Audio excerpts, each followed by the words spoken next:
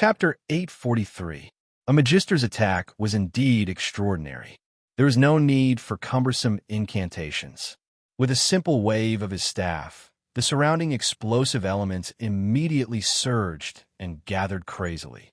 Raging flames burned out of thin air, instantly forming a large red and black magma fireball. Of course, a Magister was also a mage. Their professional identity meant that their attacks would never be as fast as a warrior's. The one who attacked was Sylvia. Since she had already made her stance clear and let Cecily make the first move, it was natural for her to make a move at this time. As for Tang Yin, he was rubbing his chin and looking up at the group of people in the sky, as bored as a passerby. Then he retracted his gaze and looked at Sylvia, who was ready to attack. He nodded with a gratified expression, almost applauding and cheering her on. He looked like a rascal who was hugging her thigh. At this time, Sylvia naturally had no time to pay attention to these. With a roar, she stepped forward and slowly and solemnly pushed out a blazing spear like an overlord lifting a cauldron. Whoosh! A flaming spear light quickly broke through the air, shining dazzlingly. In an instant, it cut through the dark night sky and stabbed straight at Cecily behind the magma fireball. Seeing this, Brock did not make any movements in the distance. He knew that this was just a warm-up tentative attack and could not hurt each other at all. Of course, even if it was just a warm-up, the probing strength of a Magister was not something an Earth-rank warrior could compare to the battle aura spear whistled first. But it suddenly stopped 3 feet in front of Cecily. A pale-colored barrier intercepted it like a natural moat. No matter how fast the flaming spear spun and attacked, it still could not move an inch forward. At this time, there was a long howl. Explode. With a boom, the flaming spear light exploded. A large ball of dazzling white light suddenly shone in the sky, illuminating every corner of the academy below. The scene was spectacular. Whoosh! Under the rolling waves of air, the white robe fluttered without wind. Cecily, who was caught off guard, floated back a foot like a rootless duckweed. Although he was not injured, the mountains and rivers between his brows were slightly furrowed, faintly showing displeasure. With a light snort, he coldly waved his staff. The suspended burning magma fireball dragged out a flame afterimage and crashed down like a meteorite falling to the ground. In the end, he was still an archmage. The spells he cast were all high-leveled area of effect magic, directly enveloping the area Tang Yin and Sylvia were in. Sylvia's position was slightly outside, and she had already dodged to the side, so it shouldn't be a problem for her to leave the area of effect. On the other hand, Tang Yin was like a country boy who had never seen magic before. He stared at the magma fireball that was getting closer and closer with a serious expression on his face. In the next instant, an enormous bang resounded out abruptly as the magma fireball smashed straight down, causing the ground to tremble as numerous flames and shattered stone slabs sprayed out in all directions, causing the spectators to be unable to refrain from shuddering. Moreover, this was only the effect of an instantaneous collision. After smashing a large hole in the scorched earth, the magma fireball immediately exploded. It was as if fatal magma was flowing out of it, spreading continuously in all directions. The sound was terrifying. At this moment, Brock's gaze focused as he scanned the plaza in confusion. Other than Sylvia, who escaped safely, Tang Yin's figure had actually disappeared. Not only had he disappeared from sight, but he had also disappeared from perception. How was this possible? As a genuine void stage warrior, after seeing the enemy, it basically meant that he had successfully locked onto the other party's aura. However, after the magma fireball exploded in an instant just now, this locked aura had disappeared from Brock's perception on the ground. F***CK. Protect me. Although the half-dead road did not know where Tang Yin was, he was certain that the other party would not be killed so easily by a magic attack. So after being stunned for a moment, his expression suddenly changed. He raised his head and roared, "His target is me." As soon as his voice fell, Tang Yin appeared behind Road like a ghost. He raised his eyebrows in surprise and stabbed down with his dagger. Perhaps, As Road had said before, he was indeed a little similar to Tang in some aspects. For example, his sinister thoughts, his wretched style. So, in the midst of everyone's doubts, only he had pointed out Tang Un's true purpose. How dare you? Brock, who was hovering above Road, was furious when he saw this. He originally thought that it would be a smooth battle without any suspense. He did not expect that at this time. The other party actually wanted to kill under his nose. What kind of provocation and insult was this? Without thinking, he opened his mouth and roared angrily, swinging his spear down. This spear did not contain much fighting light. Its power seemed ordinary, but it seemed to have pierced through space directly. In a short breath, it came to the top of Tang Un's head and pierced straight down with a strong wind. This was the so-called besieging way to rescue Zhao. If Tang In insisted on killing Road, he would be nailed to the ground by the spear after he succeeded. Even so, Road did not dare to be the slightest bit careless. He was really afraid of Tang Un's abnormal speed, so after shouting, he instantly lay down and raised his one arm high to cover his face. This posture looked a bit wretched and clumsy, and it was meaningless. How could his palm block a sharp dagger? But what he wanted was not to block, but to delay the dagger, even if it was only for a moment. Tang In smiled, an admiring smile. The dagger in his right hand magically disappeared and turned into a thumbs-up gesture. Then his figure flashed, and he quickly retreated. Tang In was not sure if he could avoid the sharp spear behind him after killing Road, who was on guard. So as long as he did not want to die together with this half-crippled person, he naturally had to retreat. He retreated 10 feet away and came to the edge of the scorched earth pit. Sylvia, who was not far away, looked over, pursed her lips, and smiled. You also have times when your assassination fails. Occasionally, there will always be. Shrugging, Tang In looked at the two masters in the air indifferently, touched his nose, and sighed. It's hard to deal with. You know their strength, right? Sylvia nodded lightly. Sir Brock's strength was at the beginning of the void stage when he retired. Not long after that, he entered the intermediate stage. Since then, he has not been able to break through and improve. Now, well, his real strength should be at the beginning of the void stage, maybe even higher. Tang In nodded slightly when he heard this. This was normal. After all, he had not been on the battlefield for a long time and was already old. It was unrealistic to want to exert all the theoretical strength. Of course, his realm was there after all, so he could not be underestimated. As for Sir Cecily, mages are only divided into realms, not levels, so I only know that he is a mage. Of course, no matter how high or low he is, to deal with us, it is enough to deal with me. At this point, Sylvia's mouth showed a self-deprecating smile, and she turned to look at Tang In. With your speed, I thought you would choose to run away without hesitation. Sylvia was naturally clear about Tang Un's ability. If he wanted to run, Brock and the other two might not be able to stop him. As for herself, there was no way she could run away anyway.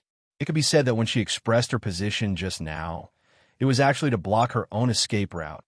Hee, I wanted to, but I couldn't bear to part with you.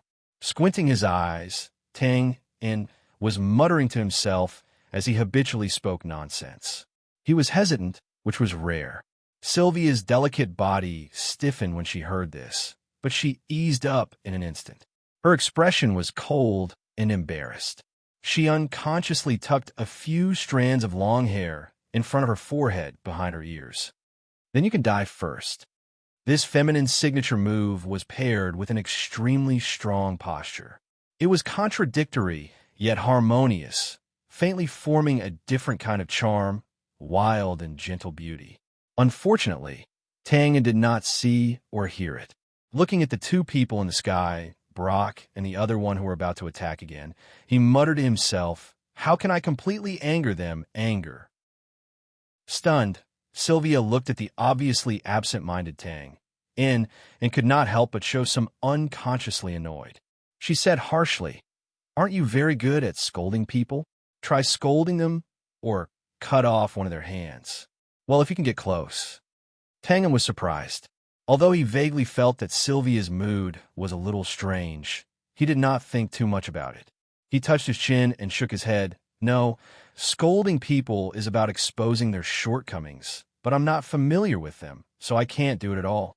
Cut off their hands. How is this possible? Cut off their hands. He seemed to have thought of something and muttered repeatedly with a thoughtful expression. However, at this time, Sylvia was already nervous. Brock slowly descended from above. The fighting light on his long spear flickered and was about to attack at any time. It's coming way. In? Don't call me by my nickname. Don't mind these details. How about I give you a gift? I don't need... Even though the atmosphere was as cold as ice, Sylvia could not help but be startled when she heard this. She turned her head in shock. Gift? Are you kidding? Keep it. Although it's a little bloody, I don't often give gifts to others. Hide. Sylvia was at a loss. Suddenly, her vision blurred. Her shoulders were lifted by Tang, and they ran quickly.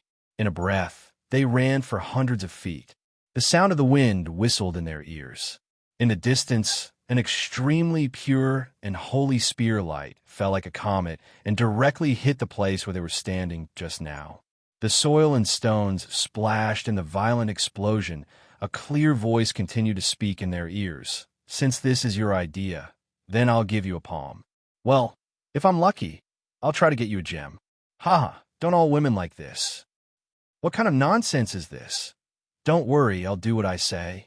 But for this gift, you have to cooperate with me a little. He whispered a few more words. At this time, the two had rushed to the edge of the square. Tang In released his palm, patted the shoulder of the stunned Sylvia, and said solemnly, It's all up to you. It's all up to me? What are you talking about? Before Sylvia fully woke up, Tang In flashed away again. After stepping into the square for more than 10 feet, he stopped, raised his head and pointed, and roared, Old bastard, do you dare to come down and fight with me alone? Fight with me, fight with me. The roar came out from afar and kept echoing in the square for a long time. The momentum was majestic. Byron and others who were watching the show suddenly froze when they heard this. They looked at Tang In below in a daze, and then looked at Brock, who was pointed at. They were stunned, and a great feeling of absurdity quickly rose from the bottom of their hearts. They almost laughed out loud. Fight with a void-level martial artist alone?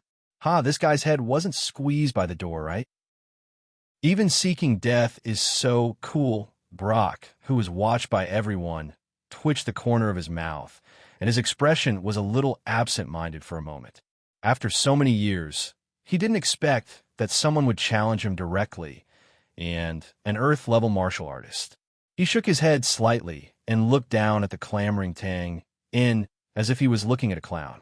He curled his lips and said, Ridiculous.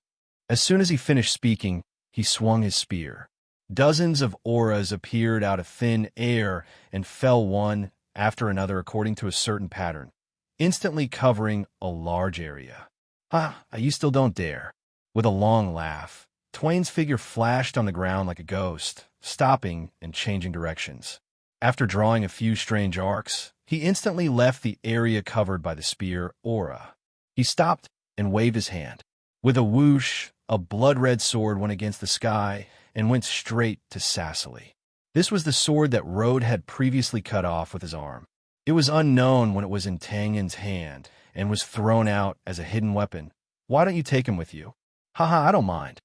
The sword once again stopped 10 feet in front of Cecily, but this time it was firm. It forcibly advanced 1 foot in the light-colored barrier until the blood-red light on the sword disappeared, and then it fell down powerlessly. The power of blood energy after layers of special effects was no joke. Not to mention other things for the time being, just in terms of penetrating power alone, it was no pressure to completely destroy the same level of fighting power in another world. Of course, this was not the main point now. Everyone, including Cecily, did not pay attention to this. They just looked at Tang In, who was once again clamoring below, and were silent for a moment. Silence not only meant tacit agreement, but also meant speechlessness. For example, this guy who was talking nonsense and wanted to challenge a magister and a void-level martial artist at the same time really made people speechless from the bottom of their hearts. What should they say about him? Well, there was no need to doubt this guy's head was indeed squeezed by a door. After a moment, "Aha, interesting. Very interesting." Although he was laughing, the smile hanging on the corner of Cecily's mouth was cold. He looked down indifferently, his gaze merciless. "You want to fight with us on the ground? Close combat." Perhaps because he had already been angered once, Brock seemed calmer this time and had the leisure to analyze the intention of Tang En's move. Yes, with no intention of hiding anything. Tang En admitted it openly with a face full of smiles. He raised his head, and his expression was extremely serious. "I'm really good at close combat. Fighting 10 of you is no problem at all. How about it? Do you want to try?" As soon as he finished speaking, Long Sky laughed. When Byron and the others heard the words, "fighting 10 people like you," they really could not help but feel ridiculous in their hearts. They laughed loudly and could not stop at all. Rode was the only one who did not smile. On the contrary, his brows were gradually frowning, and his expression became more and more dignified. Although he had only fought with Tang En once and did not have any secret dealings with him, Rode was now afraid of Tang En. But Roder was now extremely fearful of Twain. It was an unreasonable fear.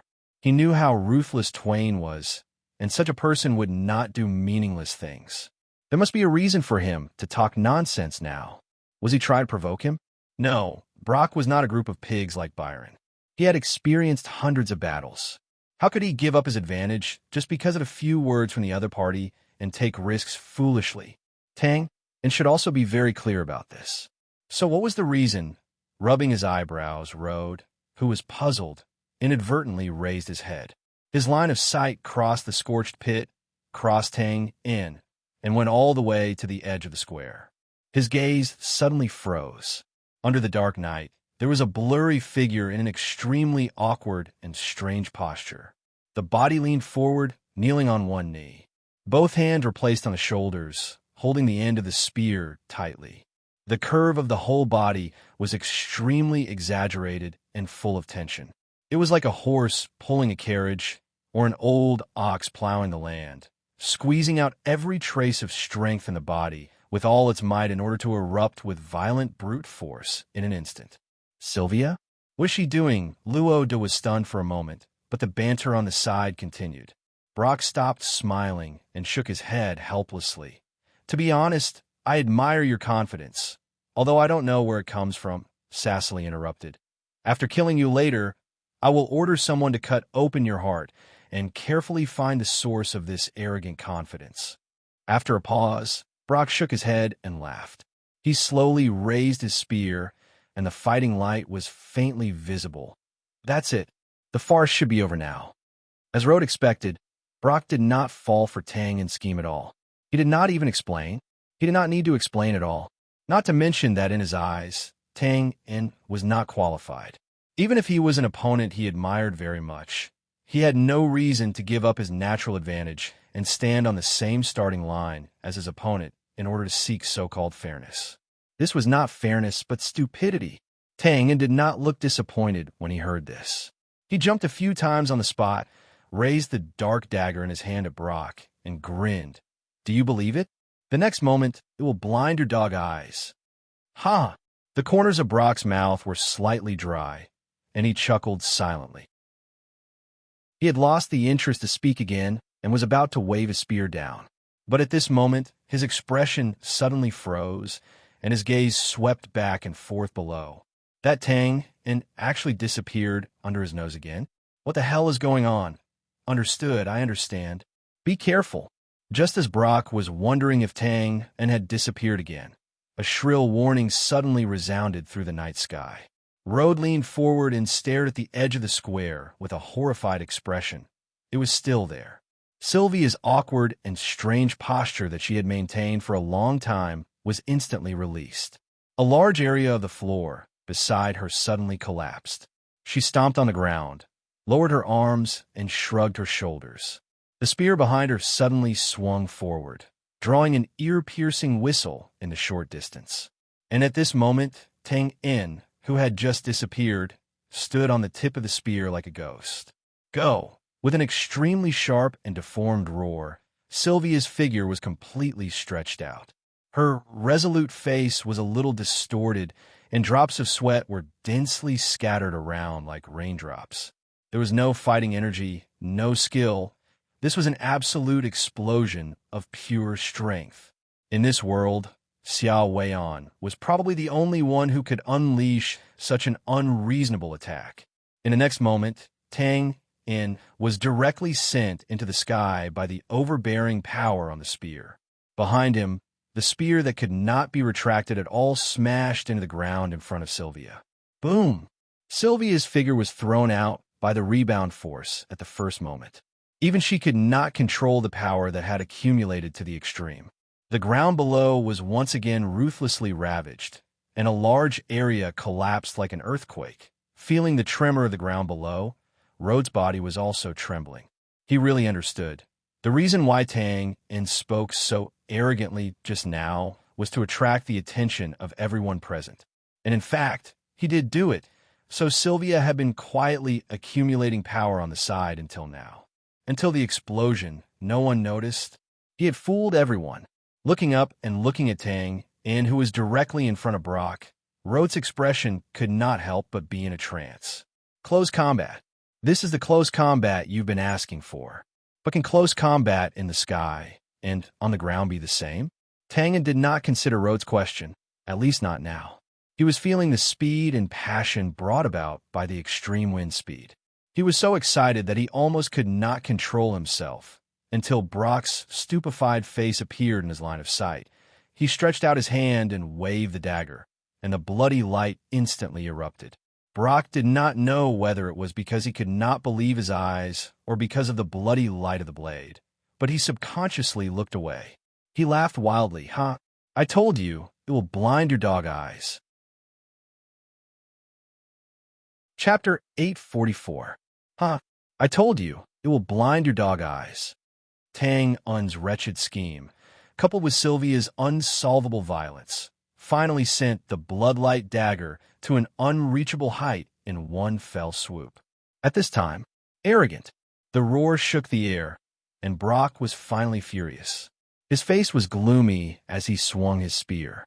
In a whistling sound, the tip of the spear immediately collided with the dagger. There was a loud explosion in the air, and bursts of invisible space ripples rippled out in an instant. Tang In only felt numbness in his upper and lower teeth. He completely lost all feeling, as if they would all fall off in the next moment. He couldn't help but raise his head and open his mouth, spitting out a large amount of blood mist. In the air, there was no way to borrow strength. Therefore, Tang In couldn't dodge this spear. He could only grit his teeth and endure it. Fortunately, the dagger that Lena quietly forged was strong enough to withstand the test, and there was no tragedy of the dagger breaking and dying at the beginning. Fortunately, Tang In's surging blood and chi, coupled with Sylvia's overbearing pure strength, even Brock, a void-level martial artist, did not have the slightest advantage in this terrifying joint attack. The long spear swung out, and his body involuntarily floated back 10 feet. Although he spat out blood and his rapid upward momentum was blocked, Tang In did not fall because of this. Instead, because of the moment of subtle balance formed by the violent impact, his body was also suspended in midair. Tang In's body movement was so outstanding that he couldn't care less about his injuries. Grabbing this momentary balance, he twisted his waist and straightened his abdomen, as if he had completed the movement of a carp in the air. His body abruptly rose 10 feet, and he once again came in front of Brock and stabbed with the dagger. Gutsy, gutsy. Of course, Brock could see the beauty of this action.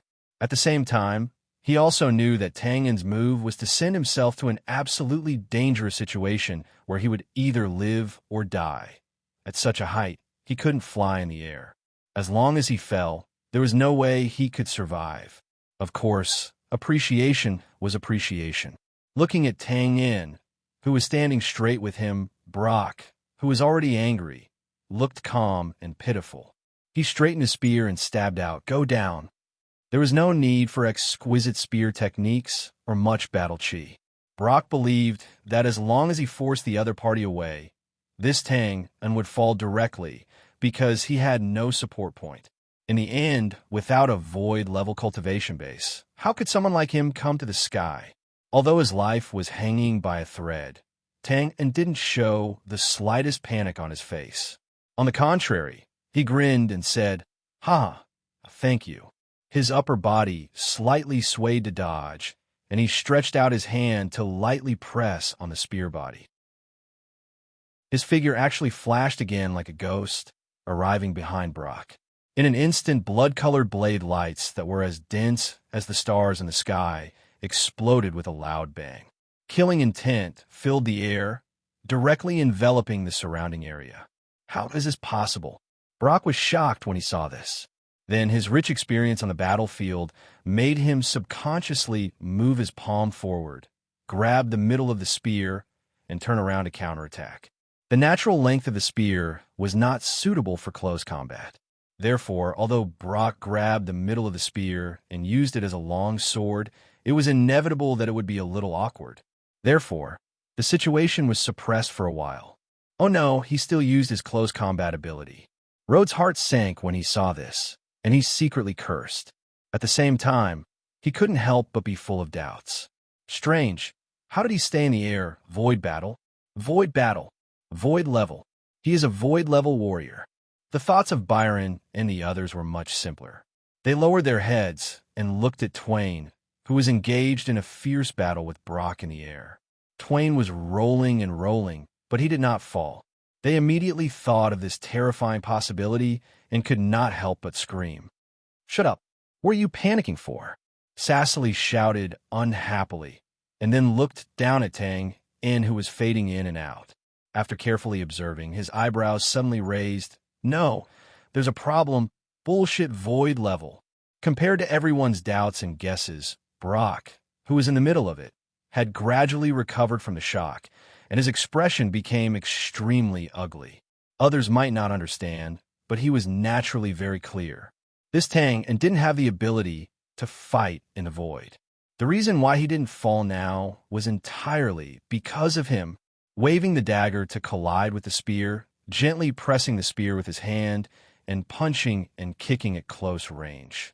All kinds of seemingly inadvertent small movements were actually borrowing a small amount of strength from him to stand in the air and tangle with him. Borrowing strength. Realizing this, other than being extremely angry, Brock could not help but feel great waves in his heart. He was extremely shocked.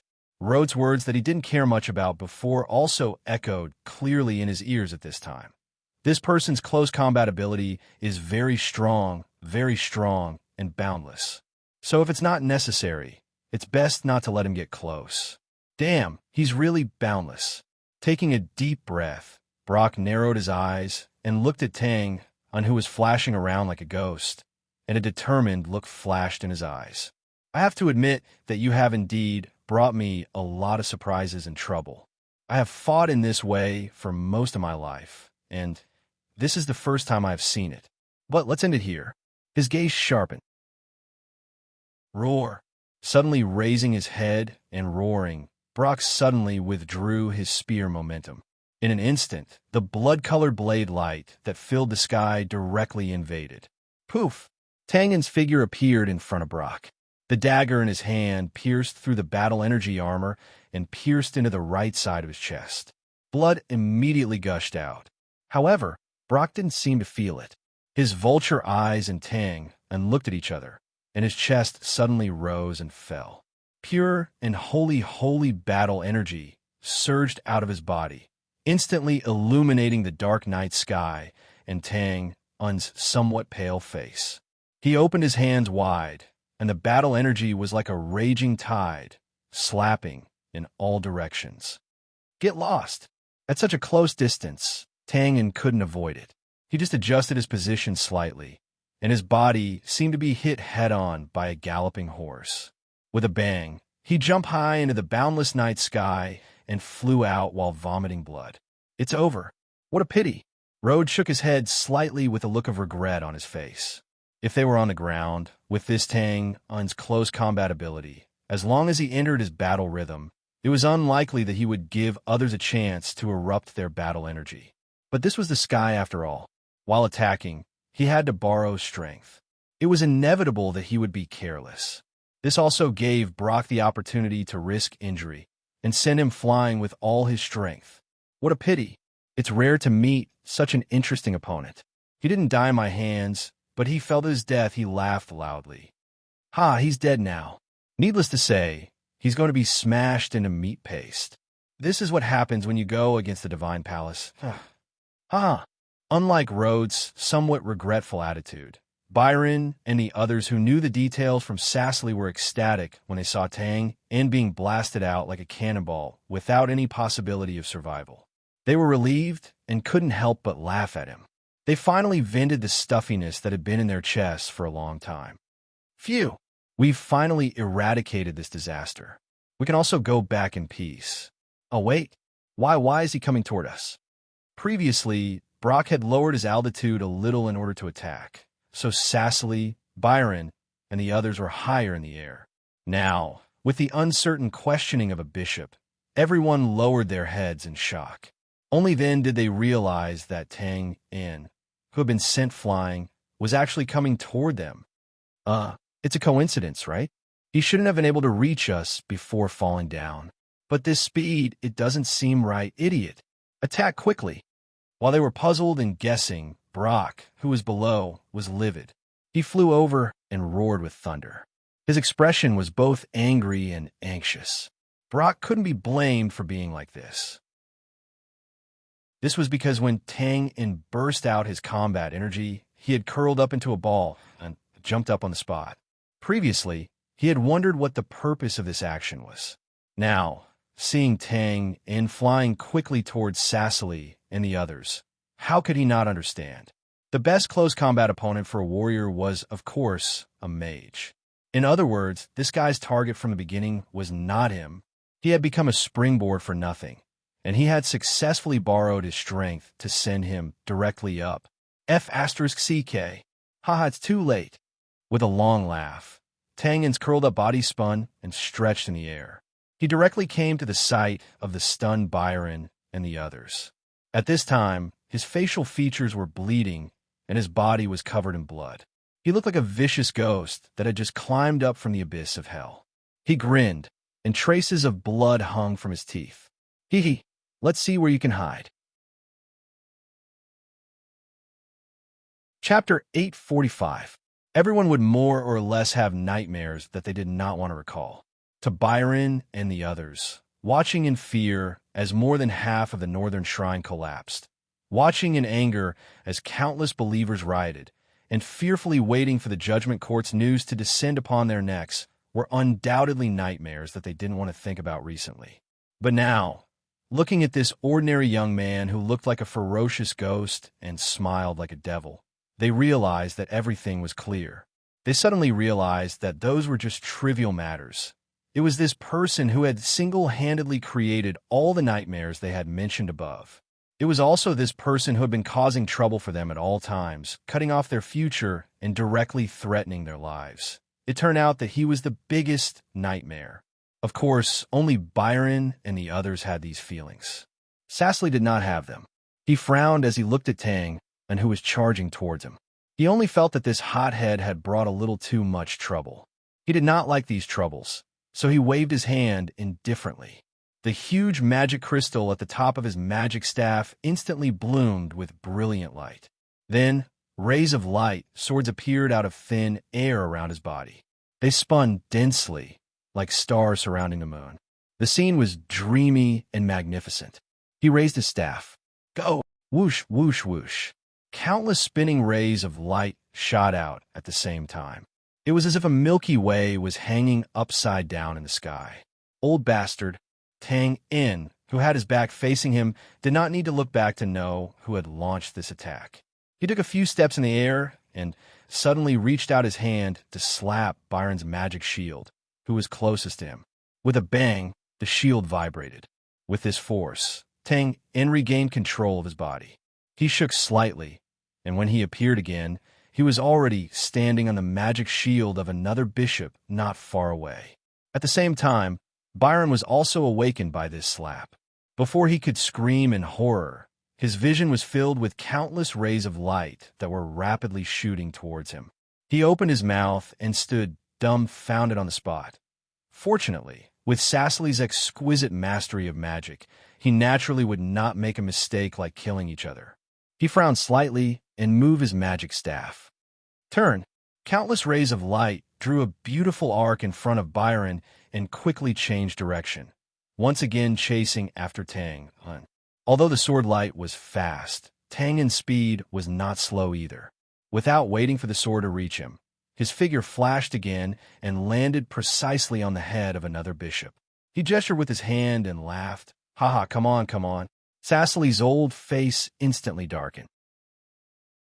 He waved his staff repeatedly, and countless sword gleams immediately scattered into several small galaxies, circling and chasing after the enemy, sealing off the surrounding area in an instant. However, at this time, Tang Un was playing a game of trampling on living people in the air. He did not care about the sword light at all. His body flashed like a ghost, and he kept appearing and disappearing above the heads of 4 or 5 bishops.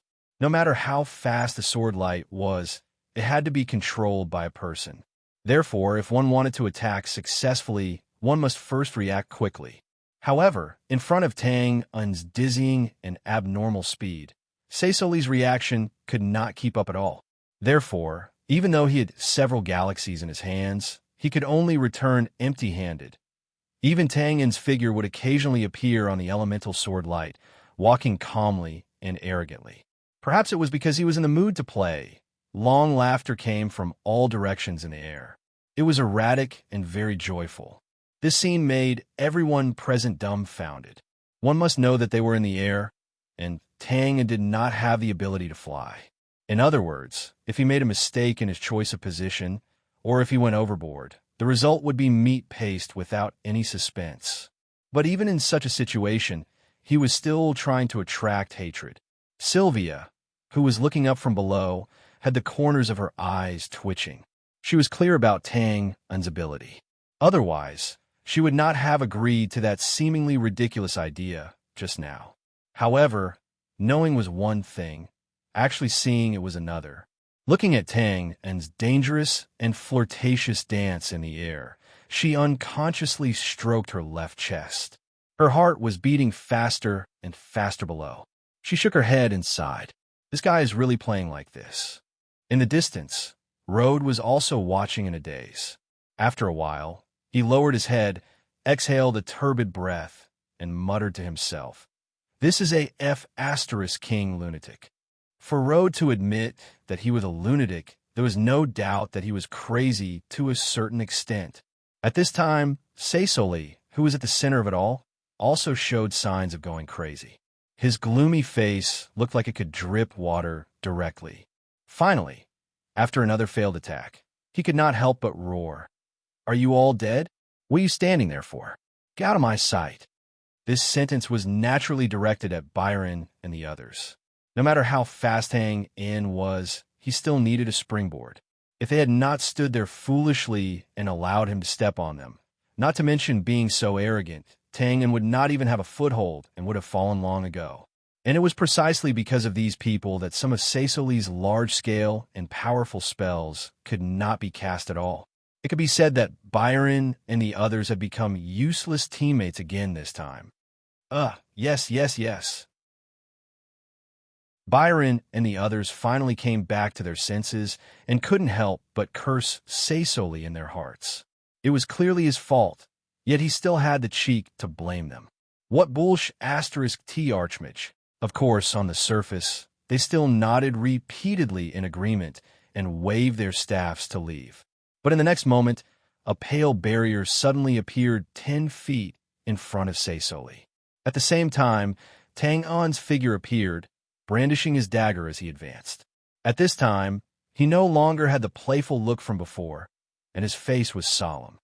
Break! On the dagger, a bloody glow shone brightly.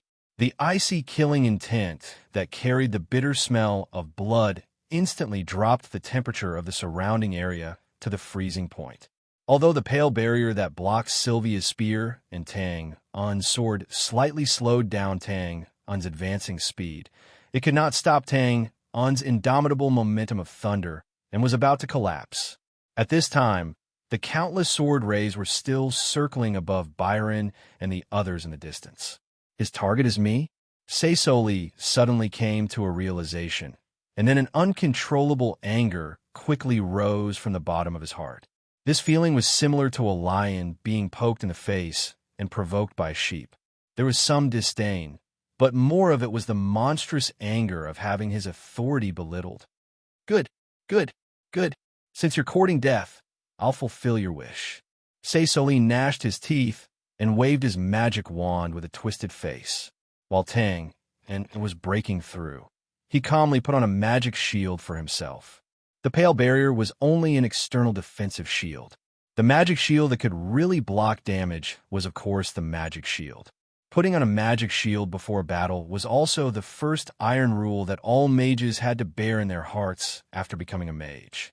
The moment the magic shield was released, the pale barrier collapsed completely like a stream of water. Tang charged directly to the front of the magic shield with the remaining momentum of his charge.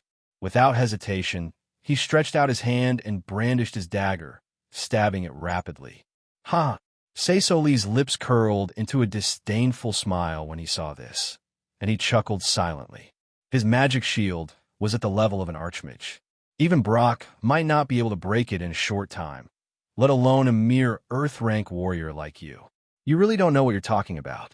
Shaking his head slightly, Seisoli raised his arm again and waved his staff to release an offensive spell to send Tang directly to hell. But at this moment, his arm suddenly stopped in midair, and his pupils contracted sharply. Inside the magic shield, beside the staff, the tip of an inch-long blade suddenly appeared out of thin air. The specks of blood were extremely dazzling. Then the tip of the blade was pulled down a few inches, and like cutting cloth, it easily cut a black hole in the empty space. Then, half of a palm holding a dagger reached out from within. Outside the magic shield, half of Tang Un's outstretched palm disappeared into thin air, which looked extremely strange. At this time, the magic shield at the level of an archmage that was blocking in the middle was still flickering with a faint light, and there was no reaction. What was this? Spatial magic. How could it be? In an instant, countless thoughts were spinning chaotically in Seisoli's mind. Among them, the most reliable explanation for the scene in front of him was undoubtedly spatial magic. But don't forget that Seisoli himself was a mage, and at the level of an archmage. Although he wasn't a space mage, he more or less had some knowledge in this area. How could spatial magic form a precise traverse in such a narrow distance? Even if it could, the magic shield was in the middle, and the two completely different magic elements would inevitably repel each other. How could it succeed? Moreover, a warrior knew spatial magic? All kinds of inconceivable conjectures made Seisoli instantly confused. At this time, the half of the palm that reached in turned slightly, and the dagger drew out a blood-red blade light. Then, a line of blood appeared on Seisoli's wrist. The next moment, the old palm holding the staff slipped silently. Chapter 846. Tang was a killer. According to the terms of the Otherworld, he was an assassin. He could not go deep alone and have the heroic and domineering aura of repelling millions of troops with one sword. That was an unparalleled warrior. He also could not strategize and summon a meteorite from 100 miles away to easily take the life of an enemy general. That was a mysterious mage. All he could do was to be invincible in one-on-one combat within 10 feet. No matter if the target was an unparalleled warrior or a mysterious mage, he would kill with every step he took and spill blood with every swing of his blade. Therefore, in a short period of time, he first played with Brock at close range, and then simply cut off Seisoli's palm. The latter seemed inconceivable, but the reason was not as complicated as Seisoli thought. Tang did not understand spatial magic, But this did not mean that he did not understand spatial magic. In fact, the general method was exactly the same as when he had previously stolen the incriminating records in the forbidden area of the Northern Temple. It was nothing more than opening up a spatial channel within a narrow distance, crossing the magic shield, and directly letting the dagger face the mage's fragile body.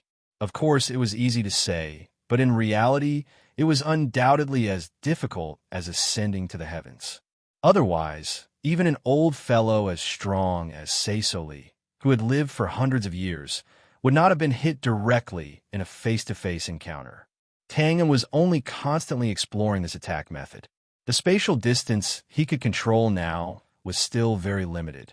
Otherwise, what he would have cut off now would not be a palm that was close to him, but the head behind it. But even so, this scene was enough to make everyone's brains crash again. In the blink of an eye, no one could clearly see what method Tangen had used, but Seisoli's broken palm that fell from the magic shield was clearly imprinted in everyone's line of sight. This was a magister who represented invincibility as long as he was born. He had actually handed over his own palm in just one face-to-face encounter, and the opponent was an Earth-level warrior who could not fly. For a moment, everyone felt that the world was probably a little too crazy. The 10 fingers were connected to the heart, let alone a complete palm. After a pause, a hissing scream shook the sky and wailed miserably. Sassoli's old and indifferent face was completely distorted. He had not been injured for hundreds of years and had almost forgotten this kind of heart-wrenching pain. Now, as he watched his hand slide down, his vision suddenly turned black, and he almost fainted. Twain could not help but shudder when he heard the duck-like shriek. He grimaced, but his hands were not slow.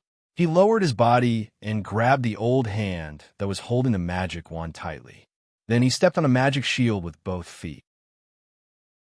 With a bang, he used the force to shoot out from the side like an arrow leaving the bow. Damn it! Brock, who had just arrived with a gun, was a step slower. He was unable to prevent the tragedy from happening, nor was he able to snatch the palm. His expression immediately turned ashen. One had to know that with the various healing spells of the temple, as long as the hand remained intact, there was still hope to reattach it. But now that it had fallen into the hands of the other party, how could it be so easy to get it back? He waved his spear repeatedly, and in an instant, countless violent spear lights shot out in the air. He roared ferociously, "Stay! Let's go, let's go!" With a long laugh, the direction Tang in retreated and was not chosen at random. His body flipped a few times in the air, and he actually came to the nearest bishop. The latter was now staring with his eyes and mouth open, completely in a state of stupefaction. Without saying a word, Tang indirectly swung his dagger down, and the bloodlight shone brightly again. He could not break the magic shield of Magister, but it was no problem for such a rookie expert to hold up a magic shield. After a few short breaths, with a crisp bang, the magic shield shattered like a fragile eggshell under the attack of the dense blood-colored blade lights. Putting away the dagger and grabbing the bishop's lapel, Tang Yin's smile was somewhat malicious. Hee, let's go. I'll show you what speed and passion are. As soon as he finished speaking, a violent gust of wind blasted into their ears. Another shrill scream instantly pierced through the twilight night sky.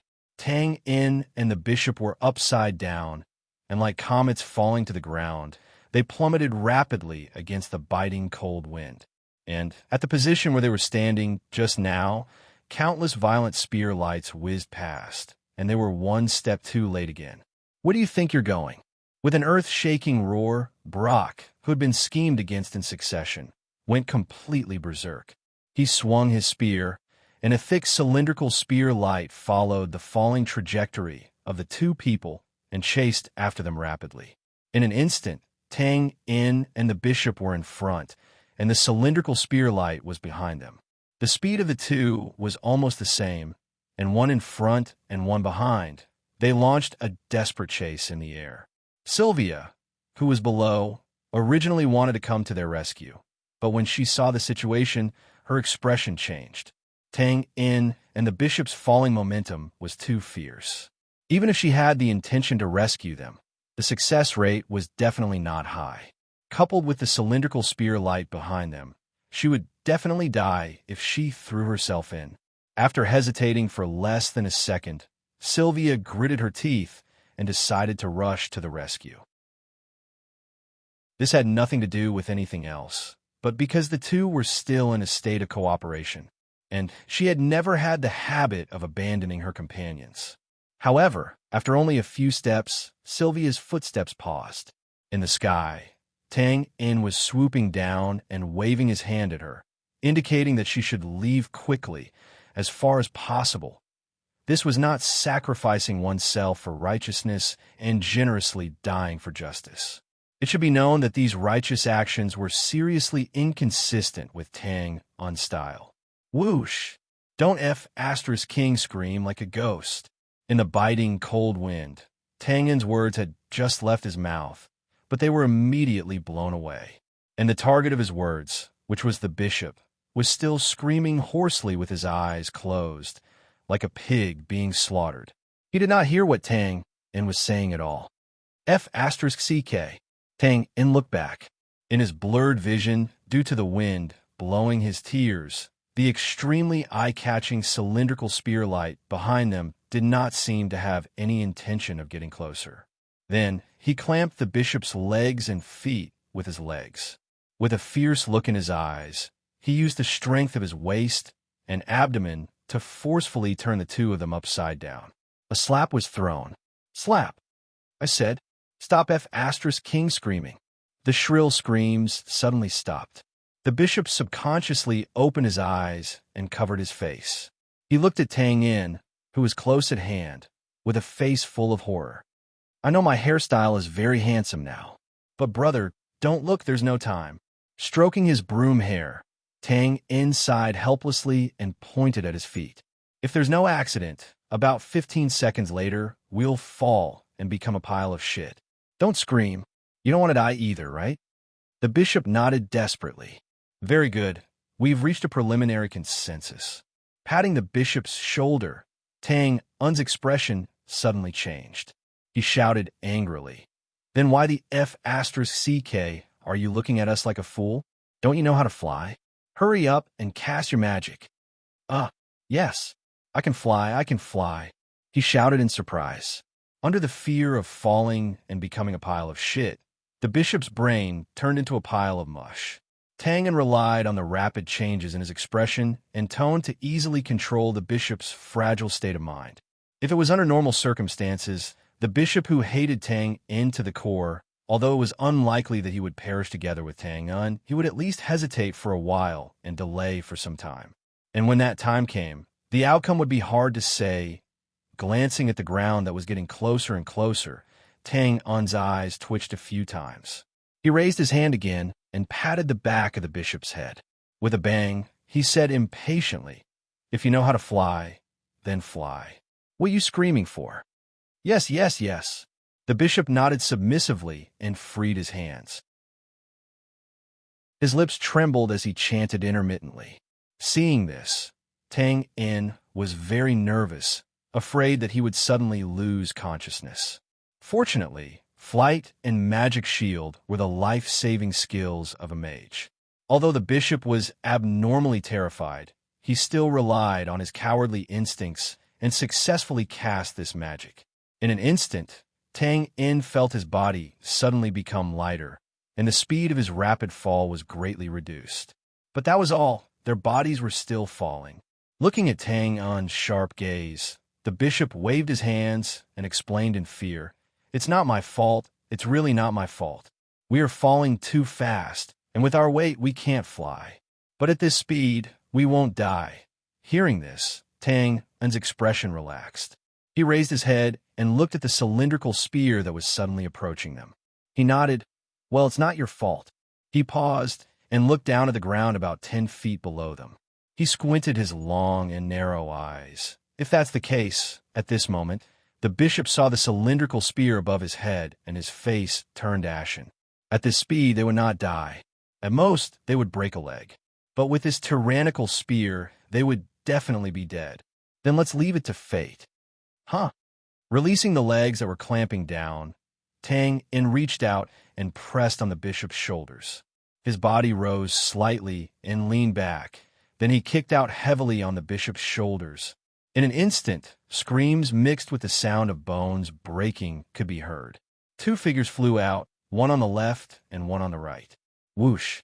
In a short moment, the huge, cylindrical spear with the shadow of death pressed down rapidly, but it brushed past his body. Phew! Tang In heaved a sigh of relief. He raised his hand to wipe the fine beads of cold sweat on his forehead. He was still scared. As long as he avoided the spear, everything would be fine. Now, Tang In was only a few feet away from the ground. At this height, even with the momentum, it would not take his life. As for the bishop, well, if he was a little smarter and did not hit the ground face first, he would probably be able to survive, curling up into a ball, landing on the ground, bending over, rolling. It was the standard action of unloading and buffering. Then bang, bang, bang. Like a speeding wheel, Tang In's body instantly pressed a straight line on the square. The bluestone floor behind him was constantly crumbling and debris flew everywhere. He could not stop at all. Damn it, I underestimated the momentum of this fall. As soon as he landed, Tang In could not help but feel that things were not going well. As he rolled rapidly, the bones all over his body crackled like beans under a stone mill, rolling over and over again. The pain in between was indescribable. Finally, after rushing out of the square and crashing into a ruined wall, Tang In finally stopped. Then, he turned over and spat out the blood that he had been holding in his throat for a long time. He immediately felt much better. As far as the eye could see, in the pitch-black night sky, Byron and the others were scattered far away. It was obvious that they had been traumatized by the scene just now. Sasley was still screaming miserably. Presumably, even if he could survive this time, the scene of his broken palm would accompany him for the rest of his life. Brock was patrolling both sides with his spear in hand, obviously trying to determine which one was him and which one was the bishop. The next moment, a figure quickly appeared above his line of sight. It was Xiao Weian, who had rushed over, lowering her head to look at Tang In, who was covered in blood and grimacing in pain. Xiao Weian was in a daze. He actually survived, I say. In any case, he is a comrade. Are you just going to watch and not help him? Hearing that, Sylvia was stunned. Then, she chuckled and leaned over to help Tang In up. Just as she was about to say something, a palm suddenly appeared in front of her. It was an old palm that was tightly holding a huge magic crystal staff. The broken part was still dripping with blood. Grinning, Tang In handed it over. Here, your present. Chapter 847. Under the dim light of the fire, Luke carried Redmond and kept running. The shouts of the crowd were getting closer and closer.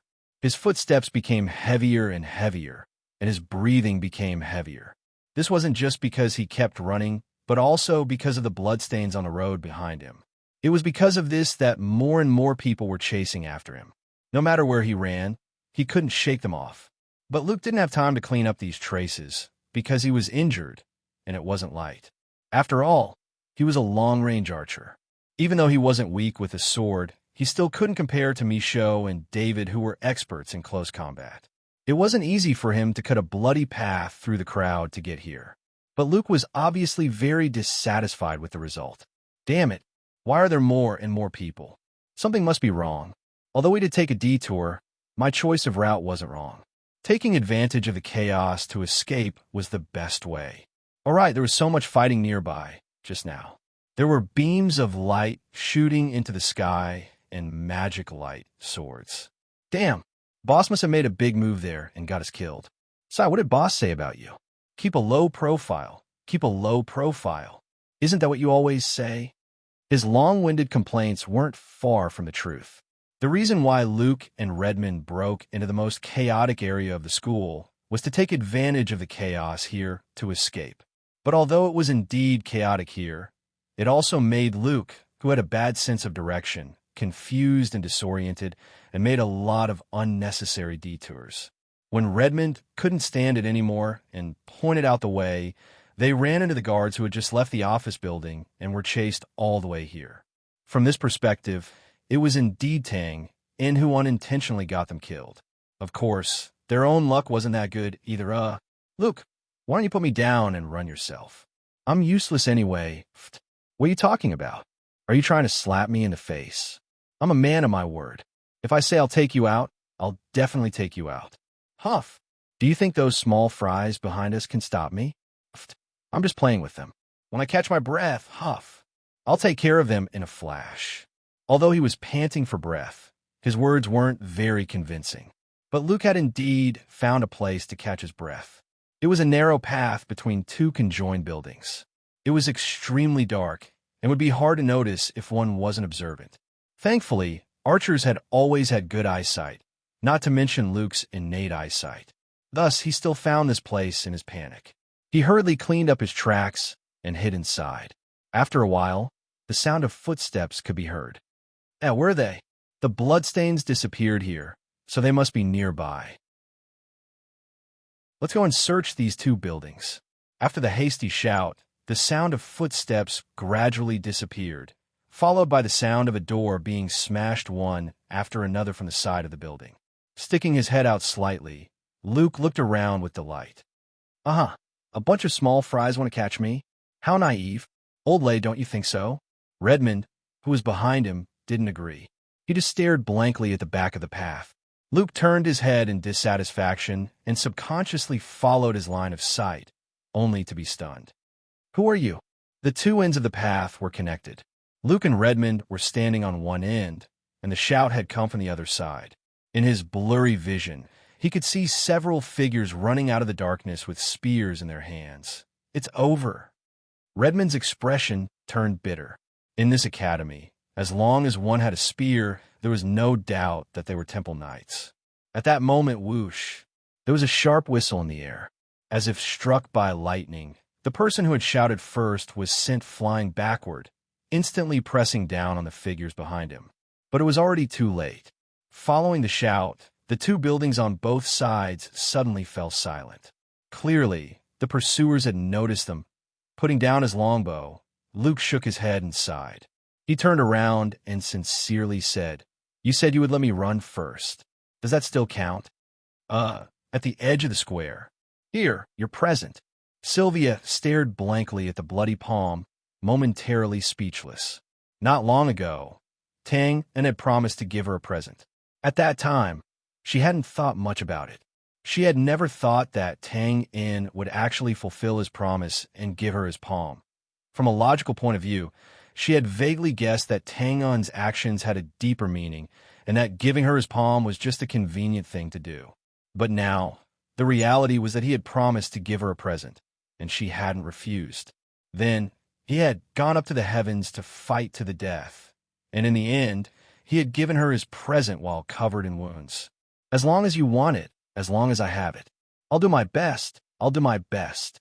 Sylvia was also a woman, even if she could do things that most men couldn't. But in terms of biological structure, she was still a woman. And this scene was like a scene from a fairy tale, enough to make any woman's stomach turn and let their imagination run wild. Tang didn't think much about it. It wasn't that he wasn't observant enough, but that Sylvia was an ancient Tyrannosaurus in his heart. She was already far beyond the category of a woman. So he wouldn't think in that direction at all, Tang, and couldn't help but scratch his head when he saw that Sylvia didn't react for a long time with his palm raised.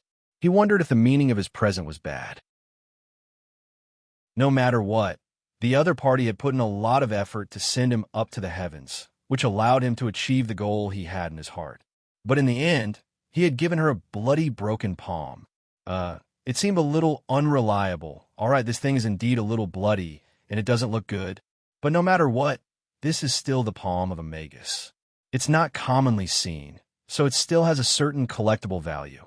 All right, isn't there a gem here? Tang-un's eyes suddenly lit up. He waved his dagger, and in no time, he dug out the huge magic crystal at the top of the magic staff. He stuffed it into Sylvia's hand as if he was presenting a treasure and let out a sigh of relief. This is great. This thing looks like it's worth a lot of money. How is it? Am I generous enough? This is definitely generous enough. In the sky, Sasori had just endured the pain and cast a spell to stop the bleeding when he saw the legendary magic staff that had accompanied him for hundreds of years being torn apart in an instant. He couldn't help but spit out a mouthful of old blood, and he cried out in pain like an owl crying. After coming back to her senses, Sylvia subconsciously avoided Tang Un's gaze and reached out to put away the huge magic crystal. She steadied her mind and said calmly, This is so. Oh, as expected of the Flower of Nights, so generous. Tang Un gave her a thumbs up when he heard this, his expression full of admiration. Then, taking advantage of the short rest, he quickly panted a few times. There was a sudden crackling sound around his body, and the bones that were previously dislocated instantly returned to their normal positions. As for those that were broken, they could only be put aside for now. Wiping the cold sweat from his forehead, Tang Un stood up again and straightened his body. He estimated his injuries, which were more or less life-threatening, but not in a good state. What do we do now?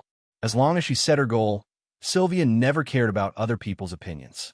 But now that her mood was a little chaotic, it was just the right time to change the topic. Tang Un narrowed his eyes and looked at the two people in the sky who were gradually approaching. He spread out his hands and said righteously, Is there a need to say it? Since we have taken advantage of it, the next thing is, of course, to run away. Sylvia was stunned when she heard this, and then she only thought that Tang Un had the intention to retreat. She nodded and said, Then you go first. After saying that, she raised her spear and was about to rush toward Rode, who was sitting on the ground in the distance. Oh, wait. Tang Un quickly pulled Sylvia and said, not knowing whether to laugh or cry, What are you doing? Even if you want to die, you don't have to do it like this. Let's go. Cooperate with me and run away first. As for that Rode, I'll deal with him later. Sylvia hesitated and looked at Tang Un. Do you have a plan? Throwing the broken palm, Tang Un did not deny or admit it. He just smiled and said, Everything depends on it. Then he turned around and raised his broken palm towards Cecily and the others who were slowly approaching in the air. Haha, look over here. Do you want to go back? Cecily suddenly stopped when he saw this. He looked at Tang Un with eyes that were about to burst into flames. However, he also knew that as long as he did not want to become disabled, the initiative was now in the hands of the other party. He raised his head and took a deep breath. After a moment, he said in a deep voice, What do you want? Tang Un smiled softly and released his palm. I want you to be sad. After saying that, the blade light bloomed brilliantly like a pear flower. After a flash, the broken palm, which was still intact just now, had now turned into shredded flesh and bone fragments that could not be any more broken. They fell down in a large amount. This scene was beyond the expectations of everyone present. After all, he had just put on a show of wanting to negotiate. Who would have thought that he would actually play this? After a pause, he suddenly screamed hysterically. I want you to die. I want you to be torn into pieces. Not bones left. Chapter 848. No one was willing to become disabled. Even an old man who did not have much time left would want to return with dignity. Therefore, after Tang Un chopped up the broken palm, it was equivalent to cutting off all his escape routes. Cecily was crazy, Brock was furious, and a new round of crazy pursuit that went straight to the white-hot stage was instantly staged. From this moment on, the dim twilight above the academy continued to shine brightly. The holy spear light that contained divine fighting energy and all kinds of magic that dazzled people's eyes. Numerous and diverse, it pressed down like a storm, completely showing a crushing momentum. The high-rise building collapsed into inconspicuous ruins in an instant. The flat square was instantly shattered into a mess. Cecily went crazy. In his crimson vision, there were only two figures of ants that appeared from time to time below. As for the rest, whether it was the garrison cavalry or the Divinity Temple Knights, as long as they blocked the attack route, they were all destroyed with a wave of his hand. F***, this old man is crazy.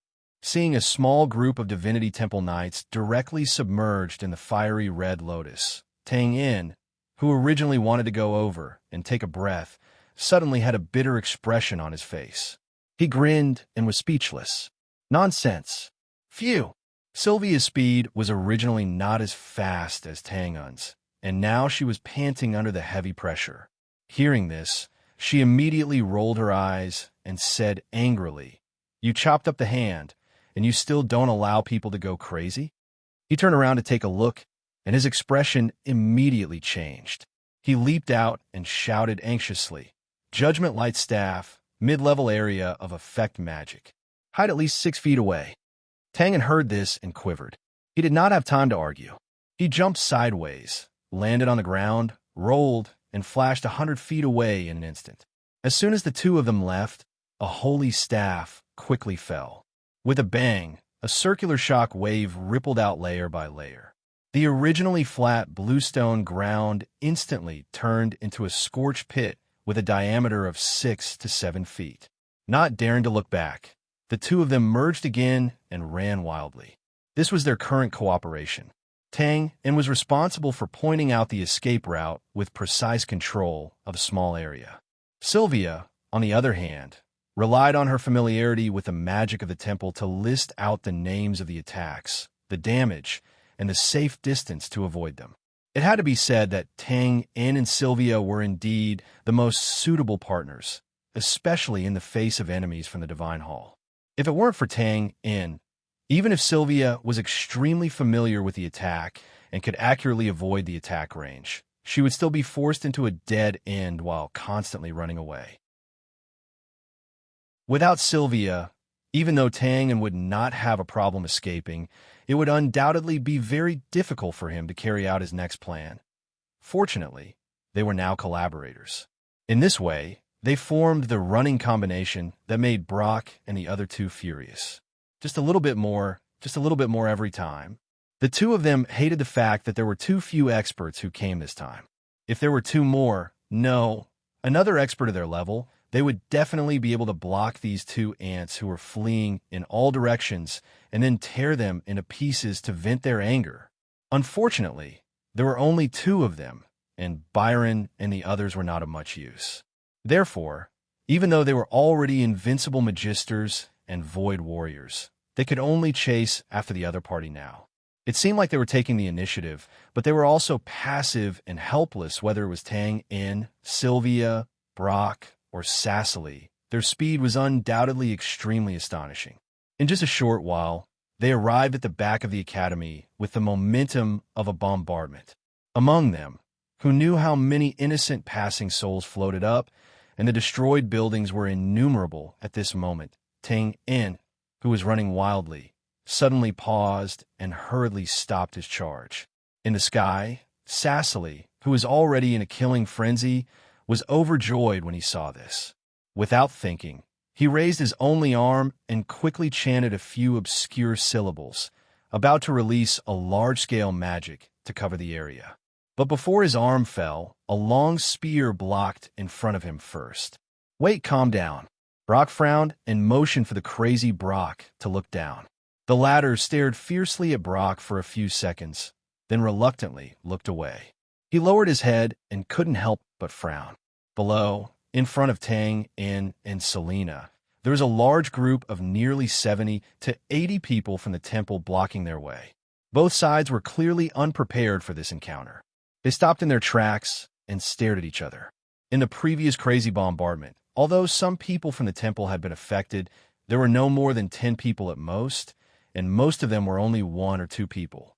Now that there were nearly 100 people from the temple here, Brock naturally couldn't let Cecily bombard at will, or the consequences would be unimaginable.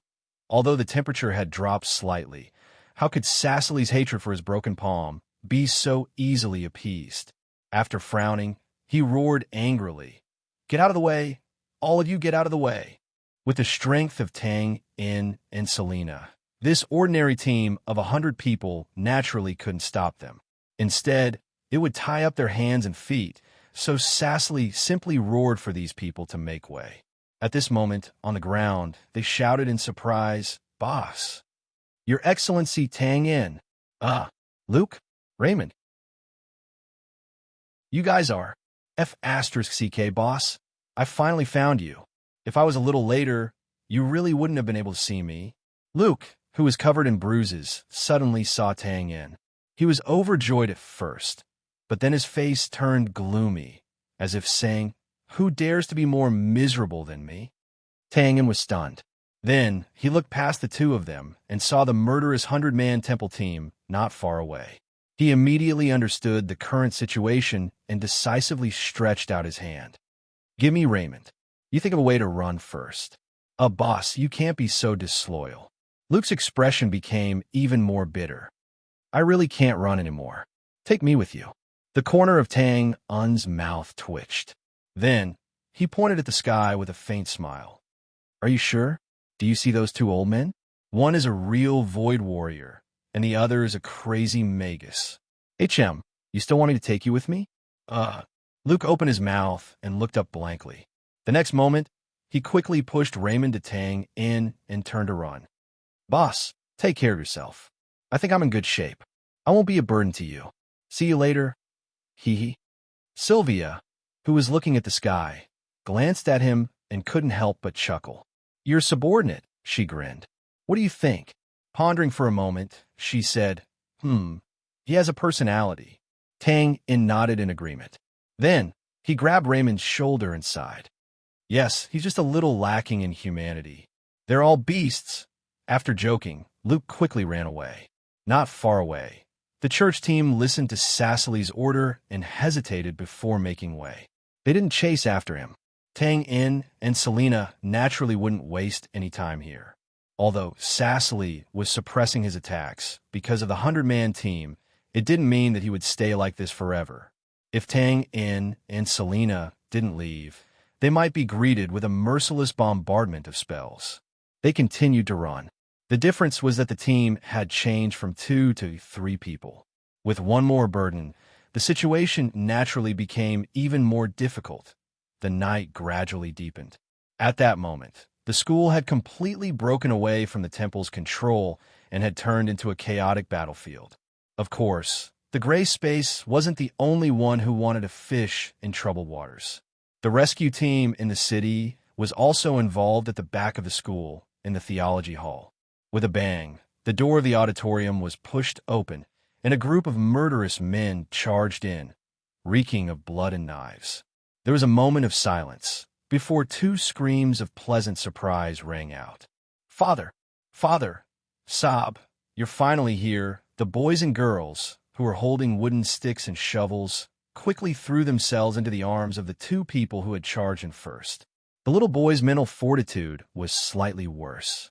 He was wiping his eyes and burying himself in the arms of a one-eyed man as he cried. Good, it's good that you're fine. What the F***CK are you crying for?" "Don't cry." The ones who had barged in were none other than the 2 gang bosses in ancient Wheat City. Taking advantage of the chaotic situation outside, they had scattered lime powder all the way here, allowing them to charge in first. Now that they saw that their children were fine, they were naturally very happy. It was just that when the one-eyed man looked at the calm little girl next to his sworn enemy, and then at his son who was crying his arms, he instantly felt that he had lost face and was a little dissatisfied they couldn't stay here for long. After discussing it with the old president, the 2 bosses decided to evacuate from the back of the school with all the students. It wasn't chaotic there yet. As long as they found a few more horses to test the location of the magic traps, they would be able to leave this troublesome place in the shortest time possible. Unfortunately, although the plan was good, before they could leave the theology hall, suddenly, there was a stern shout. "Who are you? Stop right there." Chapter 849. Who are you? Stop. Because they were worried about their children's safety, the 2 bosses were the first rescue team to lead people into the academy. However, this didn't mean that they were the only ones in this area. As half of the academy's owner, the people from the temple were undoubtedly here as well. And now, there was a 5-man team from the temple passing by. The leader was a middle-aged knight with slightly swollen eyes. When he turned around and saw a group of big men hurriedly coming out of the hall, he immediately questioned them and blocked the main entrance with his spear. The two bosses didn't want to talk nonsense with him. They directly waved their hands and said, domineeringly, "Kill them." As soon as they finished speaking, dozens of big men rushed out. Their expressions were fierce as they swung their swords. Their movements were very straightforward. Along the way, many knights from the temple had died under their swords. So even if they knew that the other party was good, they weren't afraid at all. However, the team in front of them was obviously different, especially the middle-aged knight with the swollen eyes. Seeing dozens of sharp swords coming at him, he didn't panic. Instead, he became angry. "You're courting death." He stepped forward and waved his spear. His holy dough, cheese suddenly exploded and instantly sent the big men flying. They spat out blood. Fuck! Looking down at the elite fighters under them, who fell back to their feet and couldn't get up, the two bosses looked at each other and their hearts couldn't help but sink. After years of living on the edge of the blade, they instantly felt danger approaching. This guy seemed to have the strength of a high-level warrior. Most of the people in the gangs were naturally ordinary people. Although their bodies were strong enough and their hearts were ruthless enough, it was rare to see someone who had do chi. Basically, a few beginner martial artists with a bit of do chi were enough to support the facade of a not small gang. As for high-level warriors, they definitely didn't dare to think about it. But now that they had met on a narrow path, the two big shots had no other choice. They could only wave their hands with gloomy expressions once more and place their hopes on a new object. Very quickly, as the saber lights danced about, the lime powder that had escorted them all the way here made a dazzling appearance once more. In an instant, the door of the theology hall was covered by a white fog. At the same time, kill. The group of burly men became excited when they saw this. They had already simulated this scene many times. They lowered their heads and brandished their swords as they rushed into the white fog. They did not even look at who was in front of them. They only cared about raising their swords and swinging them down. If it was an ordinary knight, no matter how skilled he was, there was a high chance that he would be hit if he was caught off guard. But this time, I'm going to F***CKU. Roaring furiously, the holy light in the white mist suddenly burst out crazily. Layers of spear shadows swept away more than half of the white mist in an instant. At the same time, dozens of burly men were sent flying out at high speed, slamming into the walls and pillars. Blood flowed out of their heads as they howled in pain. With a whoosh, the students at the back couldn't help but scream. The middle-aged knight held his spear and charged out from the faint lime powder. His slightly swollen eyes became even more swollen. They looked like the eyes of a goldfish that were flipped outwards. His eyes were red. "You still want to play this trick? You are F***king looking for death."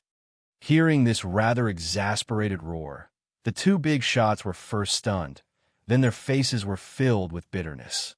It was obvious that this person had already suffered from the lime powder before. Now that he saw it again, he naturally went berserk. This time it was over. The big shot in green took a deep breath, turned his head and roared, "Go back. All of you go back and block him." The first half of the sentence was said to the students behind, while the second half was said to the subordinates beside him.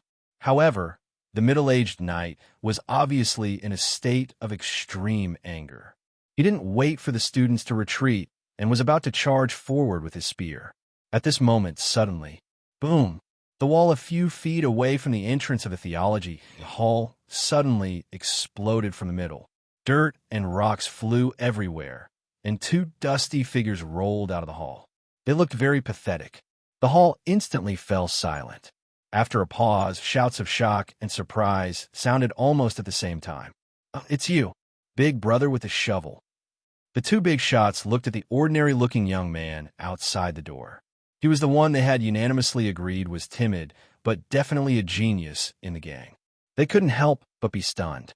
However, the eyes of the boys and girls beside them lit up when they saw the young man.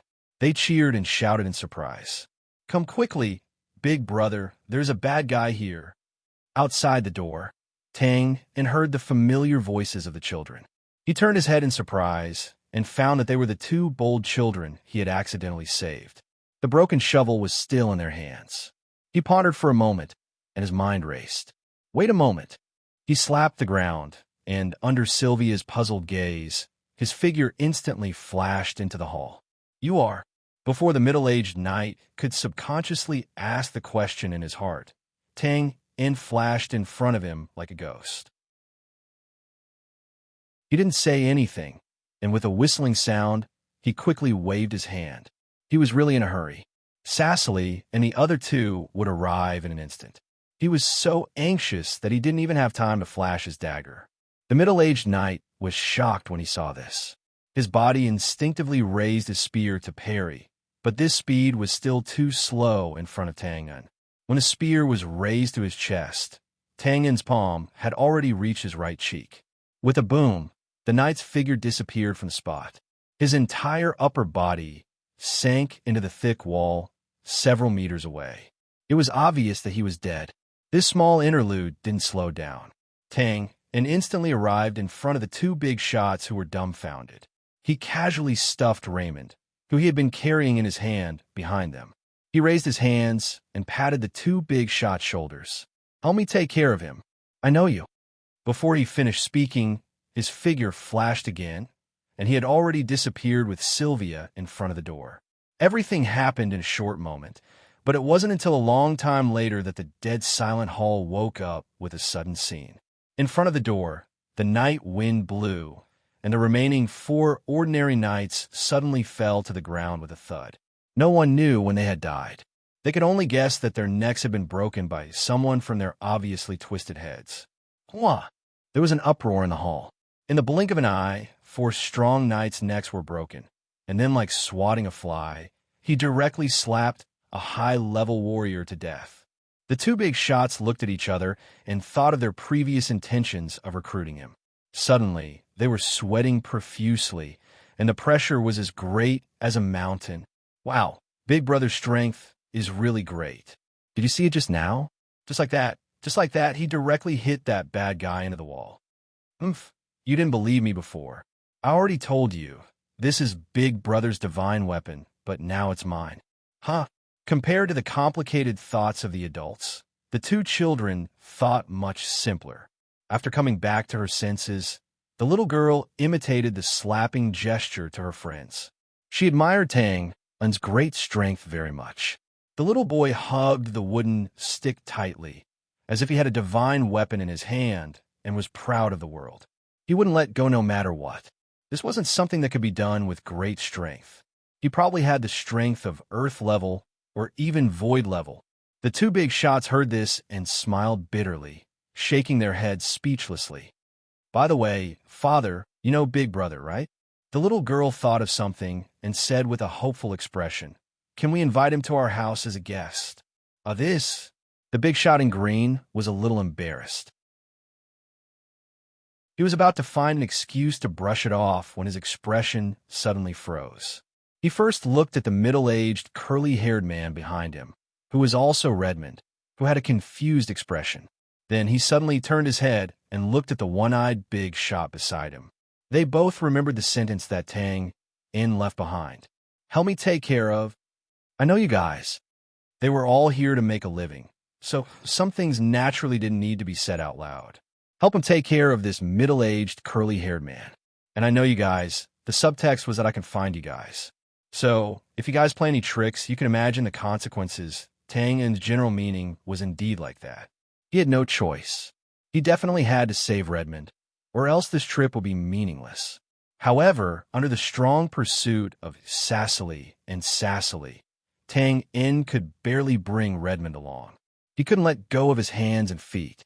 Now that he finally saw an acquaintance here, he naturally threw him over and asked him to take care of him. Of course, the two big shots didn't know the details, nor did they need to know. As long as they understood the meaning of Tang In's words, they would know what to do. Swallowing their saliva, the two turned around at the same time and bowed politely to Redmond, who was a little dazed from running around all night. Hello, Big Brother. How should I address you?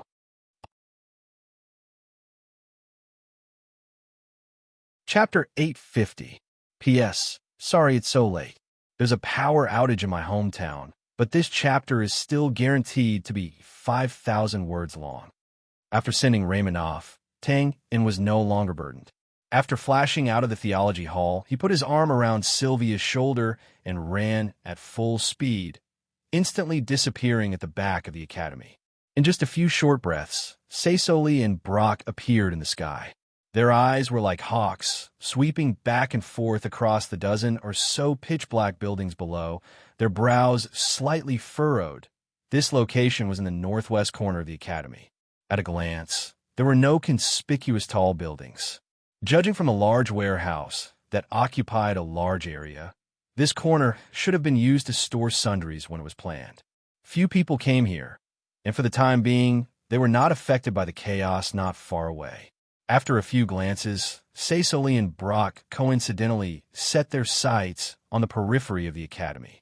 There was a large ditch there, which was also the main channel for the drainage of the city's garbage. After casting an illumination spell, they could see that the river water was abnormally turbid. Most of it was mud and dry beach. They believed that if they got close, they would be able to smell a faint odor. Other than that, there was no sign of Tang In and Brock, nor were there any obvious traces of trampling. And, judging from the time, Cecily and Brock did not think that the other party could have jumped over the ditch and run out of the academy in just a few breaths. So after observing for a while, when the figures of Byron and the others appeared in the distant sky, the two still focused their attention on the building in front of them. At this time, in the pitch-black warehouse, two figures sat slumped in the shadows on both sides of the floor-to-ceiling window, leaning against the wall. Their chests rose and fell, slowly but continuously gasping for breath, blowing up the dust around them. They floated in front of the window, looking unusually quiet under the faint light. All kinds of sundries were piled up around them. There were old desks, heavy saddles, wooden frames for weapons, and other teaching equipment. In the gloomy environment, their sinister outlines were revealed. It seemed that evil deeds had an indescribable sense of horror. This is your plan, to hide here and wait for death. In the darkness, Sylvia looked at the things around her, smelling the oppressive and damp smell that lingered in front of her nose, and asked softly with a frown, "Hee, you can't say that." Tang In stroked his chest. The last dash just now had made him a little tired. The corners of his mouth raised slightly. "What if we can really dodge it?" After a moment of silence, "You must be joking. Even if they really don't think that we're hiding here, it's just a few spells." It won't take much time. As soon as he finished speaking, as if confirming Sylvia's deduction, the ground suddenly trembled, and the sound of a violent explosion reverberated in the sealed warehouse. It was as if the explosion had happened right next to them. The two of them instantly got up and looked up at the sky not far away through the trembling crystal glass. Byron and the others were constantly waving their staffs to release all kinds of powerful magic, bombarding the buildings around the warehouse. On the other hand, Cecily and the other two stood apart from each other, their eyes fixed on the bombardment below. If there were any abnormal movements, they would immediately attack. "TSK Jinx." Tang In smacked his lips and sighed helplessly. Sylvia tightened her grip on the spear in her hand. She looked over and asked in a deep voice, "Tell me, what is your plan?" Xiao Weian could be said to understand Twain extremely well. In her opinion, no matter how strong his opponent was, Twain would not resign himself to death and leave his fate to the illusory luck. However, after a short pause, Tang In sighed softly, "You really think highly of me. Well, when I came here, I expected that the temple would send someone strong to deal with me, but I didn't expect them to think so highly of me. A void-level warrior is not enough. They even sent a magus, ha." He looked out the window and smiled bitterly, shaking his head slightly. Sylvia looked at Tang Un's serious expression and pursed her lips. She then took a deep breath and turned to the warehouse door. "I will go out from there later. You should get ready. And I'm not strong enough, and I don't know how long I can hold them off. I think I should be able to attract their attention for a moment. When the time comes, you can break this glass and leave. With your speed and the chaotic environment here, there is a high chance that you can escape." Pausing for a moment, Xiao Weian walked to the side of the dazed Tang and, seeming to know what he was thinking, Xiao Weian said calmly, "There's no reason. Just take it as returning the favor. I don't like to owe people things." She added, turned around, and strode towards the door. Subconsciously grabbing Sylvia's arm, Tang Yin blinked, "But you owe me 2 favors." Her footsteps paused, and Sylvia's free and easy temperament suddenly stagnated. She turned her head and rolled her eyes angrily. She did not expect the other party to be so shameless. Tang Yin touched his nose when he saw this. He also knew that the words he blurted out were a bit shameless, and could not help but be embarrassed and speechless. The explosions outside the window continued. Under the bombardment of Byron and others, no matter if it was the fragile wooden houses or the solid stone buildings, under the powerful magic, they were all turned into ruins in an instant. It was also because of Cecily's extremely cautious order to ask Byron and the others to blow these buildings into smithereens. Otherwise, it would have been the turn of this large warehouse. Of course, the difference was only a few minutes, cough cough, in the warehouse. It was Tang Yin who finally touched his nose and coughed twice to break the awkward atmosphere. I didn't mean that. I'm returning the favor." Just as Tang Yin was thinking about what words to use to brush her off, Sylvia pursed her lips and suddenly took a step forward, moving her face closer. Tang Yin's reaction was absolutely fast. A few feet was his safety line, so although he did not feel any killing intent, he still subconsciously turned his head. Oh, a soft touch. Sylvia's lips, which were originally supposed to fall on Tang Yin's face, coincidentally kissed the corner of Tang Yin's mouth because of this action. In an instant, both of their bodies stiffened. There was a faint light from the window lattice, a light dust, and the surrounding rumbling quickly receded like a tide, gradually becoming inaudible. It was as if time had stopped at this moment, and there was no more elegant silence than this. How could a favor be returned like this? Tang Yin was dumbfounded. His brain, which used to brag about its ability to think at lightning speed, suddenly crashed and stopped working at this moment. Sylvia was also dumbfounded. It was just returning a favor. Why did she impulsively choose this method? Was it because of the previous gift? Was it because she knew she was going to die? Perhaps it was because of the impulse that often appeared in nightmares. Well, it did not matter if it was because of one of the reasons or a combination of all the reasons. In short, Sylvia did this action that even she did not know the meaning of, and then because of Tang Yin's unintentional cooperation, it instantly created this unexpected beauty. Oh, it was not quite right to say that it was beautiful, because although this scene could be considered beautiful, it could not stand up to the two of them who were now in a sorry state with their heads and faces covered in dust. When the corners of their mouths touched, besides being stained with dust, there was also a strong smell of blood. It was really a bit of killjoy. Of course, the two of them would not care about this at the moment. The meaning of a kiss on the face and a kiss on the mouth was, of course, different. Everyone knew this, and it was precisely this meaning that made the passive Tang Yin shocked and dumbfounded, and made the active Sylvia unable to back down. In the end, the two of them had their thoughts scattered all over the ground. They did not intend to separate, nor did they intend to take another step forward. They just touched each other like this, feeling the faint throbbing in their hearts, completely at a loss and not knowing what to do. It was unknown how much time had passed, of course. The actual time was at most a few minutes. Suddenly, with a loud crash, along with a violent explosion that was ignored close by, the crystal glass of the floor-to-ceiling window at the side shattered with a loud crash. The sky full of fragments fell under the attack of the airwave and shattered into glass on the ground. Instantly separating, the two of them subconsciously looked out of the window. The surrounding buildings had basically been completely destroyed. They believed that in less than 10 seconds, the magic attack would descend on this warehouse. They turned their heads again and looked at each other. Tang Yin touched the corner of his mouth with a strange expression, while Sylvia was very calm, as if nothing had happened just now. She even patted Tangen's shoulder and said casually, "Don't think too much. I'm just returning your favor. I said before, I hate owing people things. Now, we're even." After saying this, she simply turned around and strode away. Tangen grinned and raised his eyebrows as he looked at Sylvia's calm and composed back. Suddenly, he said, "You're going the wrong way. The door is behind." "Oh."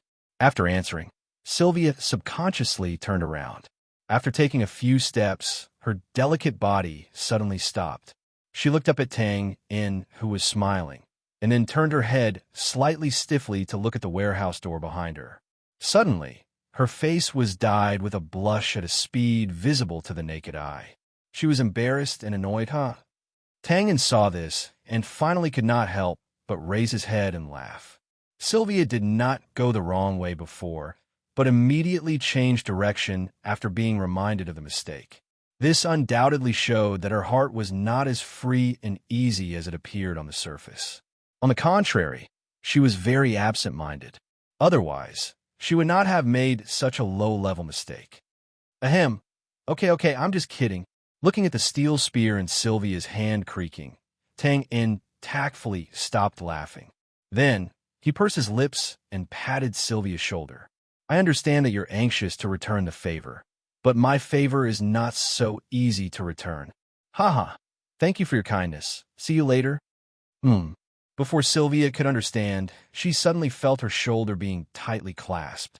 The next moment, with a whoosh, her body flew out rapidly. In her line of sight, Tangen stood by the window and waved his hand with a faint smile on his face. Then he turned around, took a step forward, and directly came to the broken window. He raised his head and roared, his hair flying in the wind. Roar. The roar rumbled and shook the sky. In an instant, it covered the violent explosions around them and also covered the sound of Sylvia smashing the crystal glass on the other side of the warehouse. Whoosh! A cold wind blew, and Sylvia instantly came back to her senses. Only then did she realize that she had already left the warehouse. Under her feet was the muddy ditch, and she was flying quickly to the other side of the bank. Looking up, it was pitch black inside the floor-to-ceiling window from when she came out. Tangen's figure was nowhere to be seen. Looking up, several figures were rapidly gathering in the sky. However, their attention was on the other side of the warehouse, and they did not notice that she was flying silently. With a bang, Sylvia fell heavily on the other side of the ditch. Rolling a few times, she forced herself to stop moving backward. She immediately looked up, and her anxious expression suddenly froze. In the dark night sky of the warehouse, countless dazzling spears fell together like falling stars. Not far away, a pure and majestic holy pillar of light fell from the sky with a loud bang. In addition, there were several dazzling magic lights blooming one after another. All the powerful attacks had only one target, and that was the large steeple warehouse below. No! As soon as she screamed out, it was immediately covered by the violent explosions. Boom! Boom! Boom! Nothing could withstand such a tyrannical attack, and this large warehouse was no exception. In the continuous terrifying explosions, billowing waves of air rushed to the sky, and the original outline of the warehouse disappeared in an instant. Just from the flying debris of earth and stone, one could imagine what kind of cruel ruins it was inside the waves of air. Opening her mouth, Sylvia did not make any more screams. She quickly pursed her lips and clenched the soil on the ground tightly. Her sharp eyes constantly scanned every corner outside the waves of air. She did not believe that Tangen would die. He was so fast. He was so cunning. He just smiled and said, "I'll see you later." How could he die? Putting aside whether Sylvia's thoughts were reasonable or if she was deceiving herself, the bombardment continued. Perhaps it was out of fear, or perhaps it was out of anger, but Cecily and the others were very ruthless. First, they bombarded the surroundings of the warehouse, and then they shrunk inside layer by layer. In this way, as long as someone was inside, they would definitely die. And more importantly, they would have to run in despair before they died. Then they would have to stand in the middle of the warehouse and watch the explosions get closer and closer. They would be powerless and could only wait for death. The eerie laughter that sounded like a night owl echoed in the air. Cecily's old face was contorted. He kept casting spells while muttering to himself like a maniac. Run, run, run. Die, die, die. Byron and the others were also unusually excited. Cecily was excited because he had completely lost his hand, while Byron and the others were excited because their lives were in danger. Ever since Tang appeared in their field of vision, they hadn't had a day of peace. Sometimes, they were worried that the Crimson Dagger would suddenly appear in front of them.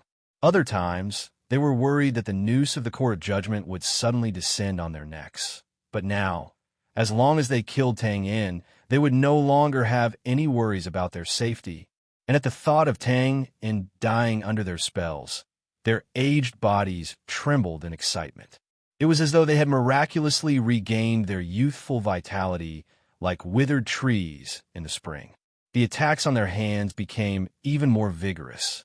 Shortly after the bruised and battered road was carried over by a few knights on a makeshift stretcher, the explosions finally subsided completely. It wasn't that Cecily and the others didn't want to bombard anymore, but that they couldn't find a target to bombard. After the dust dispersed, the originally huge warehouse was almost blasted to the ground. There was only a thin layer of ruins that emitted faint smoke everywhere. After patrolling the area in satisfaction, Cecily took the lead and landed in the ruins without hesitation. His thoughts were simple. Regardless of whether Tang had been blasted into smithereens, he had to confirm it because he had previously said that he would tear Tang into pieces, just like how his broken palm was shredded into shreds. But it was apparent that even with the convenience of magic, it was still a big project to search for Road. Seeing this, Brock shook his head. He didn't think that it was possible for Road to leave an intact corpse under such an attack. It would be good enough if he could leave a broken limb. But after pondering for a while, he still called for Byron and the others to land together and help Cecily search. Brock knew very well that Cecily had fallen into his inner demons. If he didn't search for Road, he wouldn't be satisfied for the rest of his life. Wait a minute. The only one who disagreed was Road, who had rushed over. When he saw Cecily and the others landing one after another, he hurriedly dissuaded them. My lords, let me get someone to do this rough work. You just have to wait in the sky. Brock couldn't help but be taken aback when he heard that. Road was obviously still worried that Tang wasn't dead. He was afraid that they would lose the advantage of flying in the air after landing, which was equivalent to taking the initiative to approach Tang. The consequences would be unpredictable. Cecily apparently also thought of Road's concerns. But after letting out a cold snort, he didn't fly into the air as he was told. Instead, he landed directly on the ground. With a wave of his hand, a strong wind raged and instantly lifted a large area of ruins. He squinted his eyes and carefully searched for pieces of flesh and limbs that might exist in it. Sir, sigh. Road raised his only arm and sighed helplessly. Don't worry, that Tang can't possibly be alive. Brock flew over and comforted him. He then waved the spear in his hand. Besides, even if he can miraculously survive, can he trap the two of us on the ground at once? As long as any one of us can fly into the air, he can only escape or die. Road frowned slightly. I know that too, but somehow I feel that he is hiding something. Well, it's okay. Maybe I'm just overthinking. In fact, Road himself didn't think that anyone could survive such an attack just now. But the deep fear in his heart still made Road feel that it was a little strange that Tang died so easily. Of course, these groundless speculations obviously couldn't convince the crazy Cecily. So in the end, Road just let the few knights carrying the stretcher follow Brock into the ruins to search, so that they could finish the search as soon as possible and leave this place as soon as possible. Although the warehouse area was large, there weren't many ruins left after the violent bombardment. With the help of Cecily, Byron, and other magical means, the search process progressed smoothly by more than half. Judging from the current situation, There were no traces of flesh and bones for the time being. Seeing this, Rode laughed self-deprecatingly. Haha, maybe I'm really scared. Rode laughed self-deprecatingly, then turned his head and looked at the chaotic situation in the academy behind him. He couldn't help but curl his lips. What a clumsy scene. So many people were still fooled. Even if they completed the mission, they would lose a lot of face. My luck is not bad. I can even see the stars breaking through the sky. Rode shook his head, withdrew his gaze, and began to think about the issue of retreat. But the next moment, his body suddenly stiffened, and he quickly withdrew his gaze. He stared blankly at the fireball meteor in the sky, and his pupils suddenly shrank sharply. What the hell? It seems to be coming this way. Chapter 851. The warehouse, which was now the ruins, was located in the northwest corner of the academy. To the north was the drainage ditch that ran through the town. Sylvia was kneeling on one knee on the bank, her body like a weathered sculpture, motionless as she stared at the other side, faintly anticipating and even praying that a wretched figure would suddenly jump out from under the ruins and give everyone a big fright. To the west was an open space about 10 feet wide. There was originally a wall of the academy, but in the afternoon, it had fallen in the vigorous demolition of the wall, turning into a long pile of broken stones and bricks. It was also because of this that the outline of the civilian district was exposed a little further away. Of course, with all kinds of terrifying do, chi, and magic eruptions from the academy, there was no light in the civilian district, nor was there the slightest noise. Even the most courageous residents chose to flee in fear. They were afraid that the seemingly bright but actually terrifying light would fall on their roofs and cause a tragedy. However, among them, on the roofs of a few small buildings, there were more than 10 people scattered. Not only did they not evacuate, but they also looked in the direction of the academy's warehouse from time to time, as if they were plotting something. When the deafening roar came from before, these more than 10 people quickly knelt on one knee and lowered their heads to fiddle with something. Even when the warehouse was blown up into brilliant fireworks by do, chi, and magic, they did not have the slightest interest in looking up. When they had completely finished the work at hand, more than 10 black metal pipes lined up in a row, the warehouse had been razed to the ground, and the follow-up search was being carried out. It was also at this time. Finally, F*** came down to the ground. Boss is really awesome. After a sigh, a fat figure among them looked around and asked casually, "Are you ready?" "No problem." "Then let's do it." The fat figure licked his lips and touched the cold metal pipe in front of him that was raised at a 45-degree angle. He was very excited. "Brothers, the target of our bombing this time is a void-level warrior and a magus. How is it? Do you feel strong excitement?" "It's a little. But Harry, are you sure you want to do this? You should know that boss is also there. If we blast him to death, then it won't be a matter of excitement anymore." He waved his hand nonchalantly. "Don't worry. Boss is very cunning. He has already dug a deep hole to bury himself alive. No matter how we blast him, we won't be able to hit him." Paused for a while, smacked his lips, and said, "TSK, but the previous bombardment was really ruthless. If we don't hurry up and deal with it, boss might really be buried alive." F***CK. Then why are you still talking nonsense? Hurry up and give the order. Ahem. I haven't figured out what to do yet. With the murderous glances from both sides, the fat figure's voice gradually weakened. In the end, he could only pout and take out a fiery red crystal object from the box beside him and put it on top of the metal tube. Okay, let's start. 3, 2, 1, release. Alas, so uncreative. Amidst a faint sigh of regret, the metal pipes that were lined up in a row suddenly roared in unison. In an instant, sparks shot out, and the cool air in the surroundings seemed to be scorching hot. In an instant, the dark night sky was split by more than 10 fireballs. Like meteors, the flying flames drew a beautiful parabola, and the target was the warehouse ruins in the distance that had just been ravaged. Before the meteors hit, more than 10 people in the small building knelt on one knee, holding the metal tube with one hand and picking up the fiery red crystal with the other. They steadily placed it on the mouth of the tube and let it slide down. A muffled sound rang out again, and more than 10 fireballs shot up into the sky. It was extremely simple, without the slightest superfluous movement. After it was completed smoothly, the cycle repeated again as if it was endless. They would only stop when all the fiery red crystals in the box beside them were put away. Because of the angle, Sylvia was the first person to notice the strange phenomenon in the sky.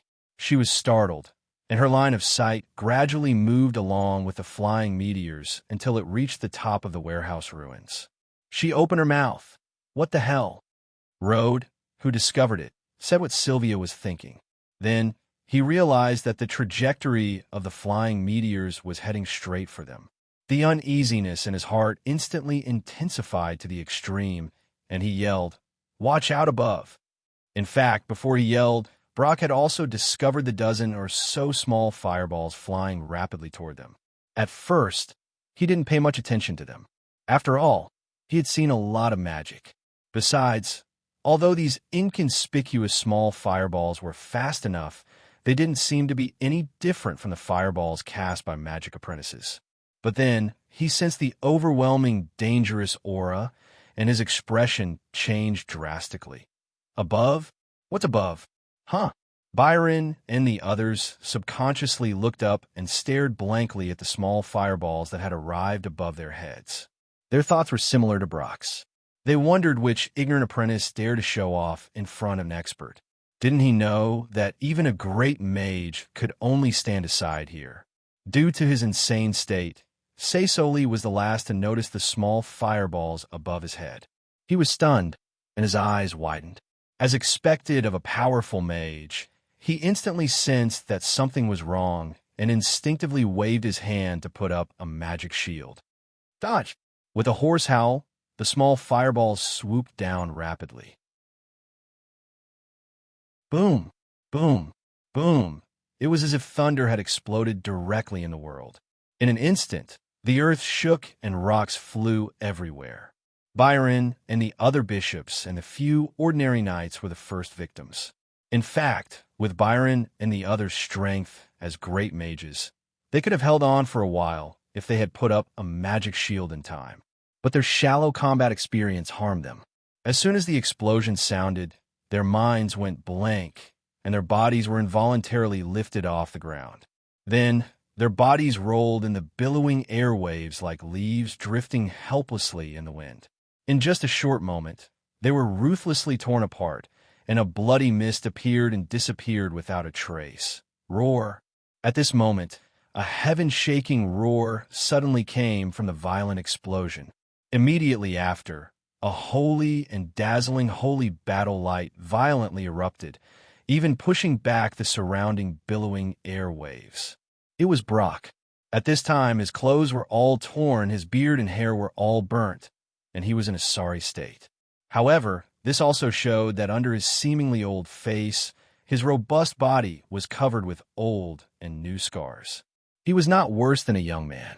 As a genuine void warrior who was born invincible, although Brock did not have a magic shield as strong as a mage, he had a combat energy armor that seemed to have materialized and a body that was as strong as armor. This was the pride of a warrior that mages could not compare to. In the chaotic environment, he suddenly turned his head and stretched out his big hand. With a bang, he blocked a light figure that flashed past him. This was Seisoli. Although he was terrified under the magic shield, he was not injured at all, and his robe was still there. However, he did not have the tyrannical strength of Brock, so under the omnipresent airwaves, he was a little unable to control his body. Fortunately, he was stopped by Brock in time.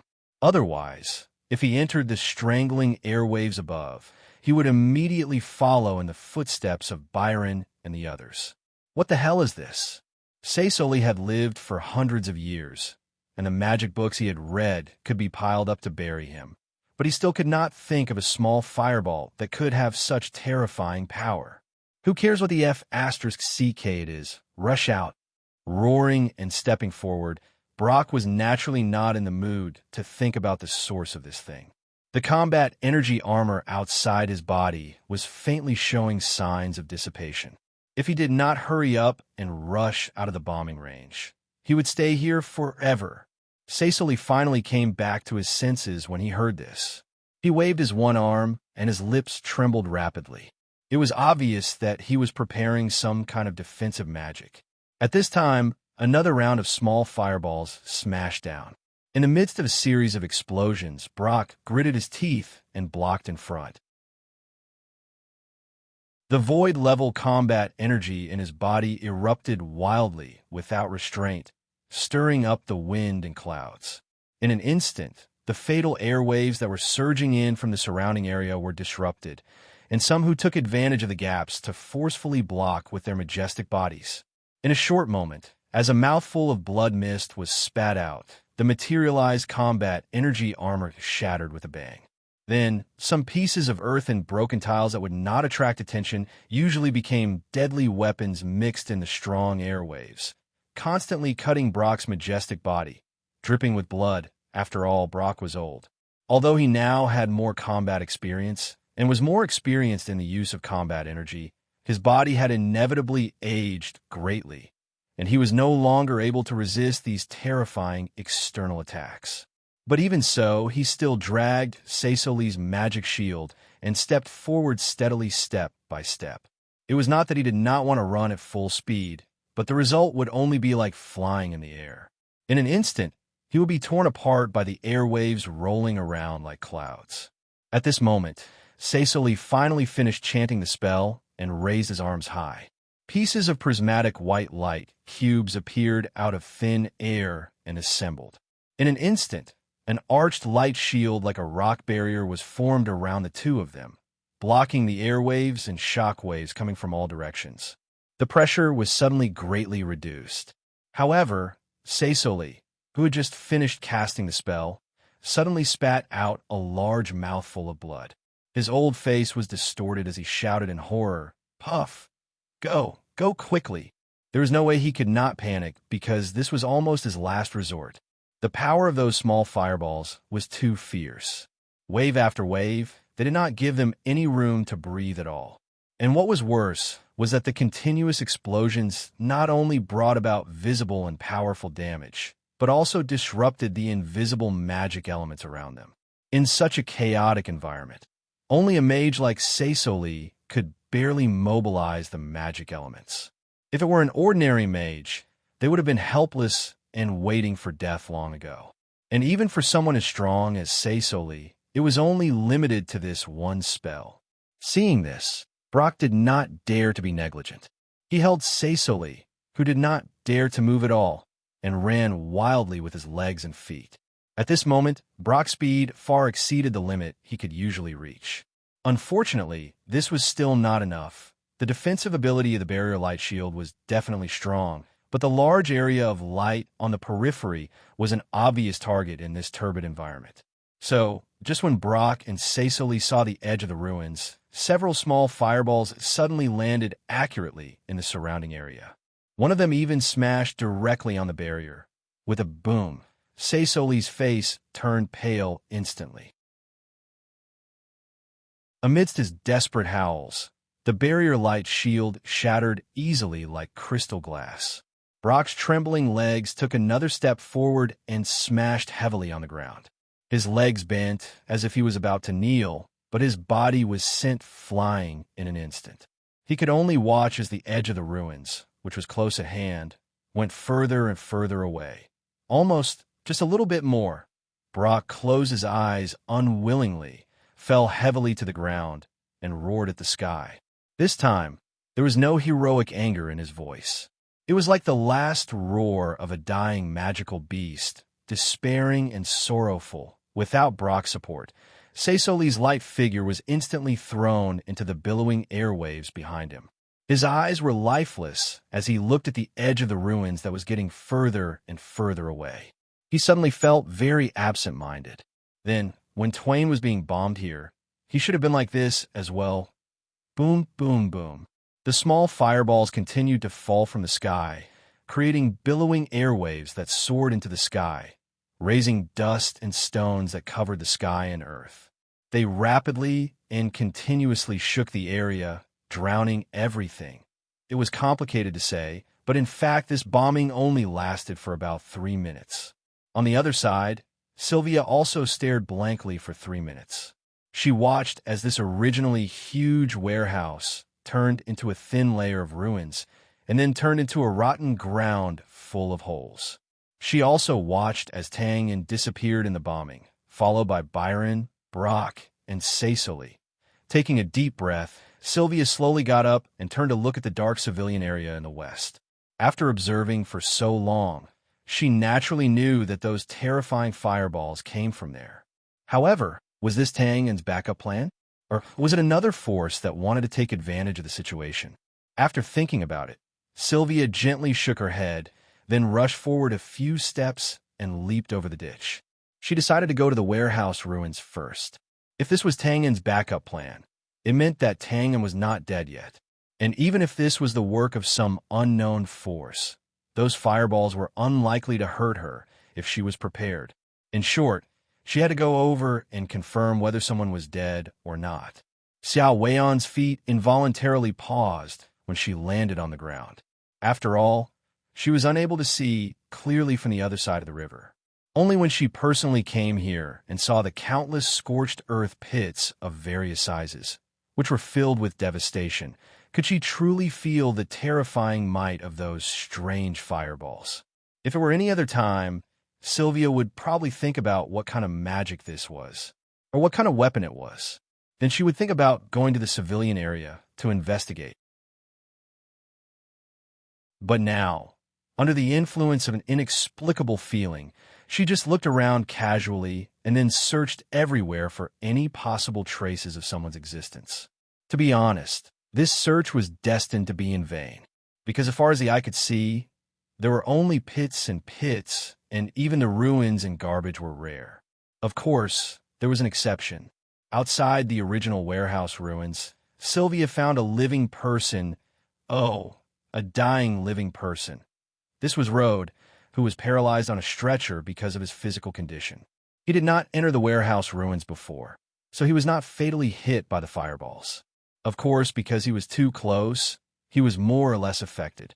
Now, he was lying on the ground, muttering in a low voice. I told you, don't take the initiative to approach him. Don't take the initiative to approach him. Damn it, a group of pig teammates. I can't lead them.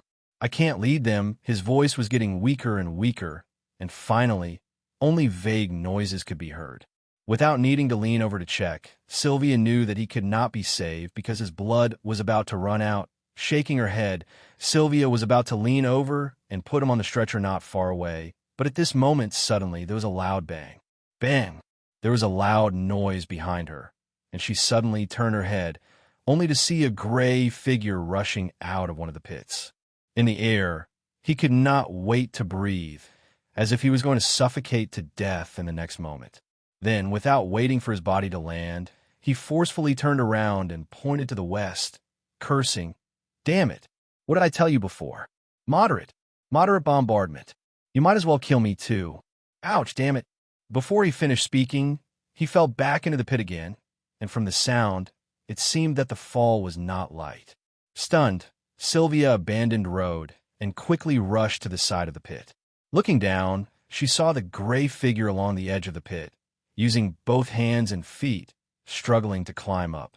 Then, as if sensing something, he suddenly raised his head and looked at her. After a moment, he grinned, revealing his white teeth. "Ha, it's really fate. We meet again so soon. We'll see you later." Thinking of the previous words, Sylvia suddenly felt a little sore in her eyes. Looking up, the night sky was filled with stars, and the cool breeze was slight. Her mood suddenly became very happy. Needless to say, this gray figure was naturally Tang in. As for those so-called fireballs, they were the work of the purple bore cannons. Just as Tang had said before, when he came, he had already expected that this rescue operation would not be simple. So when he set off, he specially brought a batch of purple chamber cannons as a final trump card, just in case. Of course, the purple chamber cannon was very powerful, and if it was not handled properly, it could harm others and himself. So before the rescue plan was launched, Tang In first determined the location of the cannon through the Academy's blueprint, which was the warehouse where there were few people. Then, he took the shovel and sneaked in first to dig a deep pit, thinking that if he succeeded in luring the enemy, he could leave himself a way out if he could not get away. Unexpectedly, Tang In still underestimated the courage of the temple this time. Not only did they send a genuine void-level warrior, they even had a Magus partner. This was undoubtedly beyond Tang In's expectations. If there was only one void-level warrior, then Tang In was confident that he could still fight. Even if he could not win, he could use the complicated terrain to hide. First, he could lure the opponent to the ground, and then retreat while fighting. Finally, he could bring the opponent here and solve the problem with the purple chamber cannon. But if there was also a Magus, then the situation would be complicated. First of all, there was no need to think about fighting. With the two of them working together, Tang In would definitely die. Moreover, even if he succeeded in luring the opponent here, it would be useless because the purple chamber cannon could only destroy the opponent when it bombarded a fixed target on the ground. But under the absolute gap in strength, the opponent did not need to pay attention to Tang In's various means at all. It would be fine to directly blast him to death in the air. It was precisely because of this that Tang In had no choice but to risk his life and play a thrilling and intense aerial battle. He narrowly escaped death and cut off Cecily's palm. Then, in front of Cecily, he directly chopped the severed palm into shreds of flesh and bone, finally completely angering the other party. There was no need to talk about what happened after that. Tang In hid in the warehouse and took the initiative to expose himself, causing the other party to bombard him incessantly. At this time, he had already jumped into the deep pit dug in advance and was buried alive. At this point, Tang In had basically done everything he could. Since ancient times, man has proposed and God disposes. If the other party still did not want to come down to see his miserable state to vent their anger, then Tang In could not do anything. Of course, he did not lose anything. Anyway, he had already saved the person. At most, he would be a little unhappy that he had cheated too few people. Fortunately, Tang In's luck was good. Cecily and the others could not hold back the extreme resentment in their hearts. They all descended to look for his non-existent remains, intending to derive pleasure from it. The result was a direct tragedy, but gave Tang In pleasure. Sometimes, life was just so unpredictable.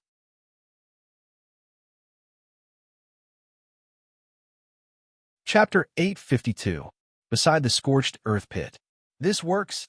After listening to Tang In's brief plan, Sylvia stared blankly at the inconspicuous hole at the bottom of the pit. She could not accept it for a while. The powerful bombardment of Brock and the others, coupled with the terrifying power of the strange fireball, was enough to raise a military checkpoint. But now, it had been easily avoided by a deep pit that looked more like the dwelling place of an underground creature. It was as if the angry breath of a dragon could destroy the world. But in the end, the ant survived unscathed and waved its limbs proudly. Ha! Why else would I say that you women have long hair and short knowledge? Looking up and laughing, Tang In flipped the hair on his forehead coquettishly. Common sense, do you understand? Have you heard of a bomb shelter? I don't think so. Sigh, I don't even want to talk about you. Sylvia curled her lips, but did not get angry. It had to be said that a person's ability to accept things would always become stronger with continuous blows. Compared to having big breasts and no brains, having long hair and short knowledge was really nothing. However, seeing that Sylvia did not respond, Tang In, who was lying on the edge of the pit, became anxious. He looked up and said, "Hey, we've talked for so long. You should at least tell me up first." Sylvia was stunned when she heard this. She stretched out her long spear and looked at Tang In up and down. "You're injured?" "Nonsense." Tang In grinned in annoyance. "Try being buried alive. I guarantee that you won't have a complete bone in your body." That was the truth. Tang In had miscalculated before. Although the hole was dug deep enough, it was not an air raid shelter after all, and it was not that sturdy. Therefore, under the previous 2 rounds of bombardment, Tang In was subjected to a terrifying pressure in the hole. The surrounding space was quickly filled with soil, which then began to crush every bone in his body. If not for the fact that the purple bore cannon's firing frequency was too fast, which solved the problem in a short 3 minutes, Tang In might really have been buried alive. Huh. After learning about Tang On's current situation, Sylvia suddenly chuckled and simply withdrew her long spear. So, you're really a little pitiful.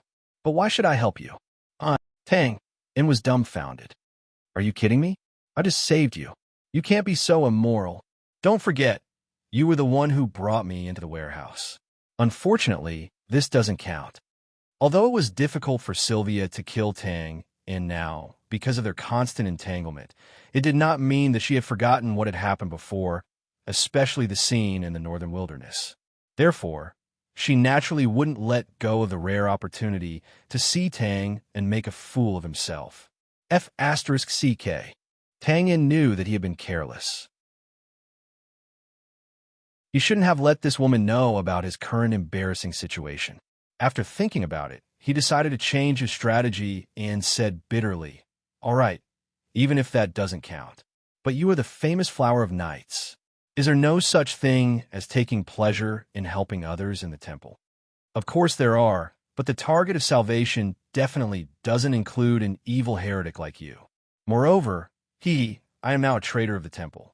F***CK. Swearing is not a good habit. It will also make me even less willing to save you. Tang In was speechless. He stared at Xiao Weian, who had a relaxed expression and was clearly trying to tease him. After a moment, he let out a long sigh and said, "Right now, I seriously doubt whether you are still the Xiao Weian I know. Of course I am, but a shrewd hunter will always learn some cunning from a fox, won't he?" Looking at the frustrated Tang In, Sylvia was in a particularly good mood. Then she thought of something and raised her eyebrows. "It's not impossible for me to pull you up. Well, I seem to remember that I still owe you a favor. Don't even think about it." Twain rejected the proposal without even thinking about it. He was used to taking advantage of others, so how could he so easily give away the advantage in his hands? He turned his hand and showed the dagger, plunged it into the scorched earth, summoned the strength that he had accumulated in this moment, and climbed up with a grimace. This time it was Sylvia's turn to be stunned. Looking at Tang In, who seemed to be willing to sacrifice his life rather than his wealth, she could not help but be speechless. Finally, she shook her head and helped Tang In up. "Huff, this is your own initiative. It's not a favor." As soon as Tang In came up, Xiao Weian rolled her eyes, and Tang In took the initiative to conclude the matter. Then, he thought of something and took half a step back vigilantly. "Hey, the sneak attack from before doesn't count. Speaking of which, you have already taken advantage of me. Not only did you cancel out a favor, but you also took away my first kiss." Pause for a while. Of course, if it's just a friendly kiss, well, although it's a bit of a loss, we're acquaintances. I'll reluctantly agree to it. Of course, it was just a joke. Tang In, who had turned the tables in one fell swoop, was in a good mood now. His performance was just habitually flirtatious. However, for Sylvia, this was still a bit too much. Sylvia's eyes twitched when she heard this. Previously, she thought that she had already understood the shamelessness of this guy in front of her.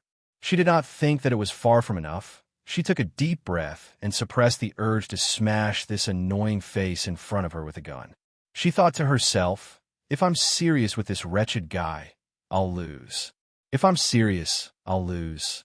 She suddenly smiled and said, "You want to kiss me? I've said it before.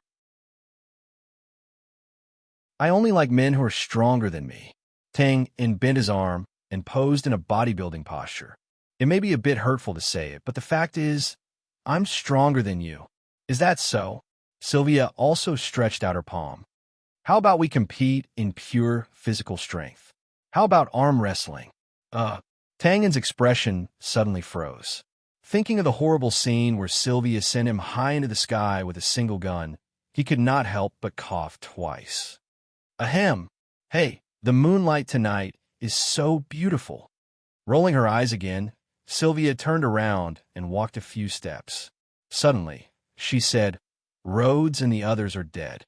This time, the temple's plan against you has failed, but She paused and said in an inexplicable tone, "If you still intend to fight the temple to the death, next time you may not be so lucky." There's no need to say it explicitly, but it was certain that the next time they met, it would be difficult to talk about cooperation. They would probably fight directly. Tang naturally understood what she meant. The smile on his face gradually disappeared. After a moment of silence, he shook his head slightly. "Then we'll talk about it when the time comes. Well, compared to me, you should be more worried about yourself. Again, I'm not optimistic about your return to the temple this time. And I'm not optimistic about the Puritans. If one day you become the target of the temple again and have nowhere to go, maybe I can help you." Tangham was not a fool. Because of his preconceived ideas, he had never regarded Sylvia as a woman, so he would not have any abnormal thoughts. But after the kiss in the warehouse, he vaguely understood something. No matter how many chances and coincidences were behind that kiss, it could not cover up a fact. That was, if Sylvia still hated him as much as before and wanted to kill him as soon as possible, it was absolutely impossible for her to do such a thing. She doesn't seem to hate me now, and she may even have some vague feelings for me. This was not narcissistic boasting. Although realizing this, Tang was a little happy in his heart. It was more indescribable, complicated thoughts. If they still hated each other as before, Tang would not have any psychological burden, and he would kill her if he had the chance. But now, the situation was different, and because of this, it was necessary to bring up the past. To put it crudely, whether she admitted it or not, whether she was forced or not, Tang did leave a mark on Sylvia's body, and that layer of membrane was indeed pierced by him. This was a fact that could not be changed. From a biological point of view, she was his woman, even if it was only once, even if it was only for a short time. The night was quiet, and there was a long silence. Sylvia did not agree or refute. She just waved her hand and strode away. Her faint voice drifted with the wind. "Then we'll talk about it when the time comes." More than 10 feet to the west, watching this scene. "It's over, it's over, it's over." Holding his head, Harry's expression was very conflicted. "Boss, what do you want me to say to you?" Josiah, Lena, and now Sylvia popping out. "You're really cool, really awesome. But why do I have to bump into them all? This is making it very difficult for me, bastard." Some were happy, some were sad. Harry was very distressed, but there were people who were extremely happy.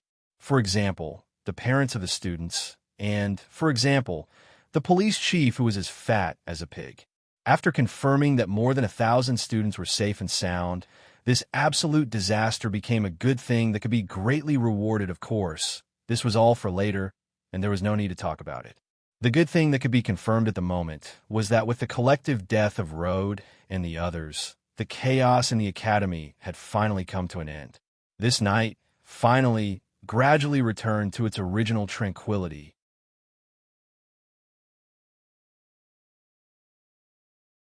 Chapter 853. Ding. Long-term quest. Light dusk. Stage reward. 200 EXP gained. Ding. 200 EXP gained. Ding. 150 EXP gained. Block.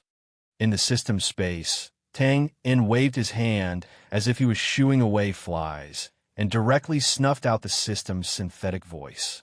It had to be said that the system was indeed formal and strict, so strict that it made people speechless, killing any small fry, even if the reward was only 10 or 20 EXP. But as long as Tang stepped into the system space, the system's synthetic voice would not tire of reminding him.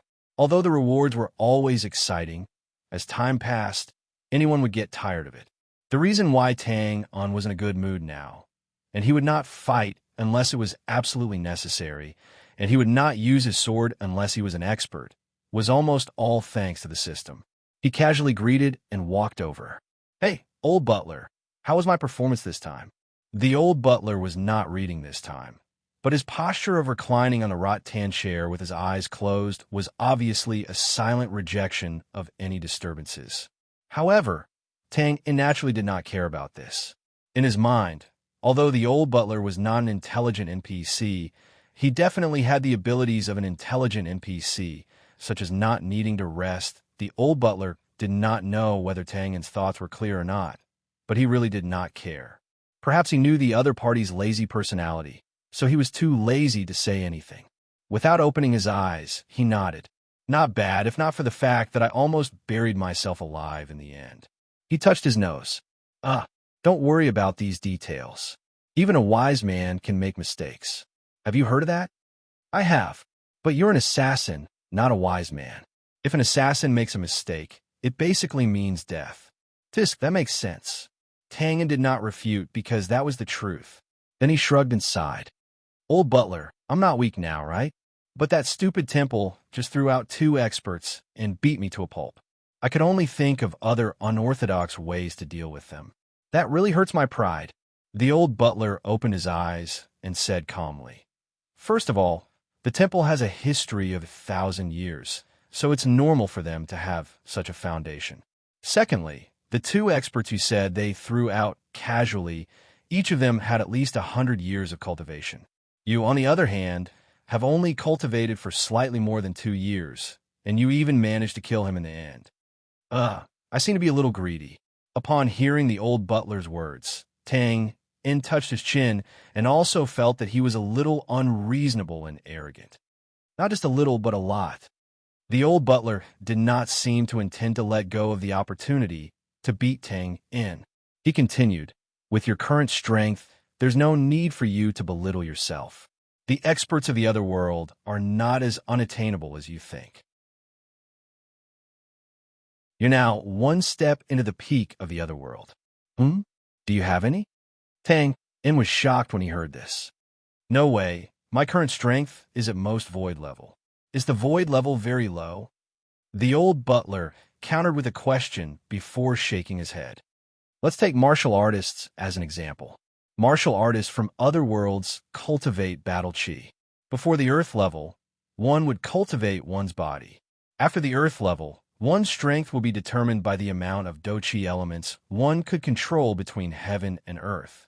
Martial artists at this level basically don't temper their bodies anymore, and this is a dead end that gets narrower and narrower. As if afraid that Tangen did not understand, the old butler waved his hand, and a pile of sand, a teacup, and a wooden bucket appeared in front of him. This teacup is a martial artist who has just entered the martial Tao. At this time, his capacity is very small, and the sand he can hold is only this much battle chi. When he reaches earth level, his capacity will increase, and he will become a wooden bucket. With another wave of his hand, a small half of the sand flew into the wooden bucket until it was full. Look, this is the limit that this earth-level martial artist can bear. Perhaps he has reached void-level cultivation at this time, but his body can only hold so much battle chi. After that, he will have a difficult time on the road to martial arts until he can't move an inch. According to what you said, Tangen opened his mouth and pointed to the wooden bucket. Then aren't all the other martial artists in the other world in this wooden bucket? Do they only have this high strength? Just to give an example, everyone's talent is different. For example, Sylvia, her talent is extraordinary. After reaching earth level, she is no longer a wooden bucket, but a wooden basin. Naturally, she can hold more sand, but whether it is a wooden bucket or a wooden basin, they have their limits. Understand, the body is the king. No wonder you've been making me train hard in all aspects of basic fitness. Tangen nodded to show that he understood, then looked at the wooden bucket and smacked his lips. Then wouldn't the battle chi martial artists in the other world have no future? Not all. There are always a few exceptions. The old butler shook his head. For example, Bamitu you met in the Royal Library Pavilion in the Northern Wilderness. He is smarter and absorbed a lot of magical bee souls, which is equivalent to creating many wooden buckets out of thin air. This is the reason why you don't put all your eggs in the same basket. There is also that brand sword god Wu Ding. Although you haven't met him, when Bamida first saw you, he misunderstood that your battle chi was highly condensed and that you were like Wu Ding's disciple. Looking at it, that Wu Ding's path should be to highly purify and condense his battle chi. Speaking of this, The old butler pressed his palm down, and the sand in the wooden bucket quickly compressed and shrank. In an instant, half of the bucket sank. In this way, although the external limit is still there, the capacity has increased and more sand can be put in. They're all King geniuses. Looking at this miraculous scene, Tang couldn't help but sigh with admiration. Hearing this, the old butler didn't object. He only said, "There are 306 paths in martial arts, and all of them lead to the peak. However, once some paths go astray, it will be very bumpy. If you want to reach the end, you'll have to put in 100 or 1,000 times more effort." Moreover, those who have this idea are all heaven-sent geniuses with great wisdom and stupidity, which is very rare. Most people can only be stuck halfway and be afraid of the slightest thing. This is why I said that you have already stepped into the ranks of the top warriors in the other world. Your strength is secondary. The main reason is that they are all in the same place and can't move forward. It is inevitable that they will be surpassed. That makes sense. After hearing this, Tang stood up. He felt that every step he took forward would surpass countless experts. He was immediately motivated and couldn't wait to say, "Then what are we waiting for?" Old butler, open the cultivation room. Which one? The space cultivation room? The system categorized various aspects of cultivation into different cultivation areas. Recently, Tang had been pondering the profound meaning of space. This was also the reason why he could successfully cut off Cecily's palm with one slash. That was why the old butler asked this question. However, this time, Tang obviously had a different idea. He rolled his eyes and said, "No, this time I will only cultivate my physical strength." At the end, he added, as if explaining, "Just like you said, the body is the biggest capital to improve strength." Okay. The old butler waved his hand, and a compartment appeared out of thin air. It was the strength cultivation room. Then, he closed his eyes and lay back on the rattan chair again. He said leisurely, "Let me give you a friendly reminder. Sylvia has innate divine strength. You won't be able to win against her in an arm wrestle in the short term." What I'm afraid of comes. Hearing that his hidden intentions were ruthlessly exposed, Tang's body suddenly stiffened. However, he reacted quickly. He waved his hand and jumped into the compartment. "I don't understand what you're talking about. The older you get, the weirder you are. You can't hide anything from me." As soon as he stepped into the strength cultivation room, Tang, whose face was full of resentment, suddenly felt his body sink. It was like the hug of goddess Gaia from before. However, this time, it was purely caused by the influence of gravity. It was also an excellent way to improve strength. Instead of immediately starting to cultivate, Tang first pulled out the killer panel to see how much experience and blood vitality had increased. After a short chat with the old butler, the block data finally stopped jumping. However, it did not bring any surprises to Tang. His experience and blood vitality did not increase. The only surprise was that there was an additional medal, Swindler, which should be the reason why his scheme succeeded this time. Including the Blasphemer and Thousand Slayer, he already had 3 medals. The effect of these medals was very weak and basically useless. However, thinking of what the old butler said before, as long as he collected more medals, he could exchange them for things from the system. It was better than nothing. Dispersing the killer panel, Tang moved his body and entered the training state. He gritted his teeth and said, "Little guy, how dare you look down on me? If I don't suppress you, I won't be able to maintain my position as the husband."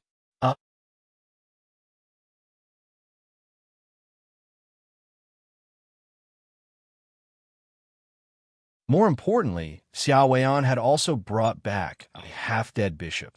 The same bishop who had fallen from a high altitude with Tang and experienced the fast and furious experience. He didn't die, but his legs were broken. Naturally, he fell into Sylvia's hands. Not only did Sylvia regain her innocence, but it also brought a lot of trouble to Varen. Although the bishop was not Byron, he was aware of Varen's previous intention to show favoritism. Thus, several letters of evidence against Varen's favoritism were quickly sent to the headquarters. Well, everything was not going well. But at this time, Varen was no longer in a mood to pay attention to these things, because the death information of a large number of clergymen who had disappeared without a trace was surging in from all directions, instantly drowning his luxurious office desk. In fact, situations like this had always been happening. Varen knew about it when he first arrived at the headquarters of the Northern Temple. He also knew that the original Bounty Hunter Guild had become a mission platform for the assassination of clergymen. But because the riots of the believers were getting more and more intense and were gradually showing signs of getting out of control, Varen did not pay much attention to it. But this time, the momentum was really too great. Farms, towns, cities, priests, deacons, knights, the shadow of death seemed to have instantly spread across all the churches in the north, regardless of their size. Then, it loomed over the heads of every clergyman, regardless of their position. In just a few days, as the death information continued to accumulate, not only did it not show any signs of stopping, but also seemed to be getting crazier and crazier. Varen was completely petrified. Then came anger, towering anger. He shouted that the dignity of the temple was not to be blasphemed, and wantonly sent out countless people to launch a crazy counterattack. The power of the temple was still huge, although it was in a predicament of internal and external troubles. Once this huge machine was operating at full capacity, the results would soon emerge. It was similar to the news they had received before, but this time, the identities of the murderers were more complicated. In addition to bounty hunters, there were assassins, mercenaries, thieves. Except for mages, almost all the professions of combat or warriors were listed. It was really shocking. Varen was at a loss. If the other party was a force, they could just send people to kill them directly. But the reality was that these murderers were not related at all. It was as if all the warriors in the north had become the enemies of the temple overnight. How were they supposed to kill them? After some investigation, it turned out that it was the work of some assassin organization. The assassination reward was also the secret manual that could rapidly increase a warrior's combat or strength. At first, Varen thought it was ridiculous. He had lived for hundreds of years and had never heard of such a heaven-defying thing. But now he was a little surprised and doubtful. The reason was simple. It was impossible that all the warriors were fools, right? The efficiency of the temple was really good. Soon, a piece of related information entered their field of vision. The Shanghai City Auction House had once auctioned a mysterious combat or a cultivation method secret manual. This secret manual was very old, estimated to have a history of thousands of years, and the language inside was obscure and difficult to understand. But what was shocking was that this secret manual was auctioned for a sky-high price of 5 million gold coins, and the buyer was found dead in the wilderness not long after. It was naturally difficult to accurately estimate the value of an ancient item, but since it could be auctioned for a sky-high price of 5 million gold coins, it was definitely not simple. Could it be this was the heaven-defying secret manual that could rapidly increase one's combat or strength? The buyer was killed by Tang En, so now the item had fallen into his hands? It was a very simple and logical conjecture, but it also made Varen even more surprised. Could there really be such a heaven-defying thing in this world? In fact, having this thought meant that he believed most of it. Varen was completely flustered. He naturally knew that if this secret manual really had such an effect, then it would be a fatal attraction to combat or warriors. Not to mention the Temple of Light. Even if the God of Light personally came down to stop them, he would probably be directly overturned by the warriors who had lost their minds. It was all because of Tang En. Everything was because of that damn Tang En. Varen came to his senses and wished that he could immediately see Tang En's corpse in front of him. In fact, that was exactly what he planned to do. But at this time, Tang En had once again disappeared from everyone's sight. And this time, it was even more extreme. Not only him, but the intelligence agency of the Grey Coat Army had also disappeared. It seemed that other than the mysterious assassin organization and the Grey Coat Army in the depths of the 100,000 Mountains, All the information and personnel related to him had disappeared without a trace. What was left were the believers who vented their dissatisfaction and agitation to the temple. There were also the combat aura warriors who rushed forward one after another to break through the enemy lines. For the temple, the believers could not be touched, and the warriors could not be killed off. The Grey Coat army was also out of the question. In the end, Varen could only set his sights on the mysterious assassin organization, hoping to repeat Rhodes' strategy and force Tang and out again. But the results of his investigation once again left him speechless. This assassin organization did not have a fixed location. Taverns, hotels, ordinary houses, any place could become a platform for the assassin organization to issue missions. Moreover, it was a freaking weird style of changing locations after every shot. The temple's influence was huge, but it was absolutely impossible for it to be so meticulous. And even if it had the ability, the time it would take was also a big problem. Yes, time was the fatal weakness of Varen and the temple. The believers were rioting, the clergy were dying one after another, and the foundation of the temple was on the verge of collapse. They could no longer wait. 1 day, 2 days, 3 days, 1 week, 2 weeks, 3 weeks. As time passed, Varen was completely at a loss as he looked at the situation that did not improve at all, but worsened instead. What was even more frightening was that at this time, he could not help but have a thought. If this went on, the temple would really be driven out of the north. P.S. The pace is sped up. It's almost time to fill in the holes in this book. Well, the average number of subscriptions is now 481. I still hope that readers can help the Civic Cat break through the 500 subscriptions level. Here, thank you in advance. Nonsense doesn't count.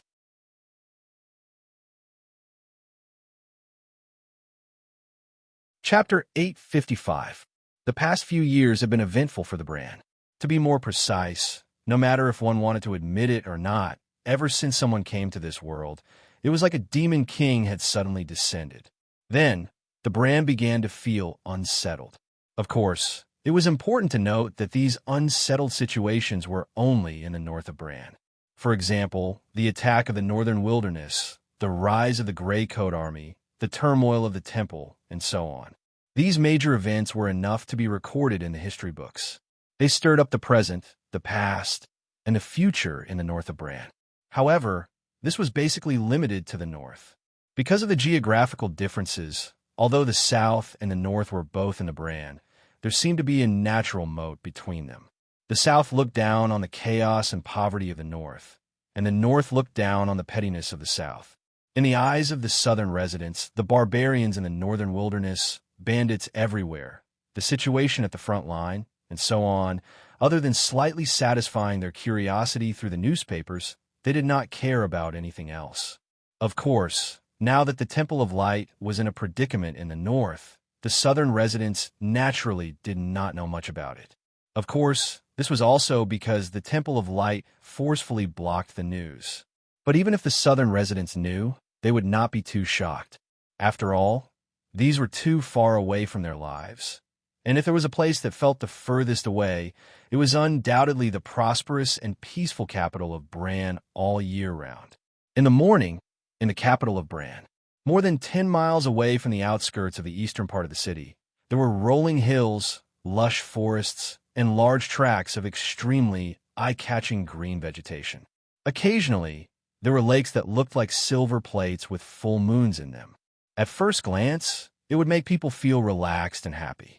However, this beautiful environment was not something that everyone could appreciate because this was the hunting ground of the Bran Palace. Of course, it was not all.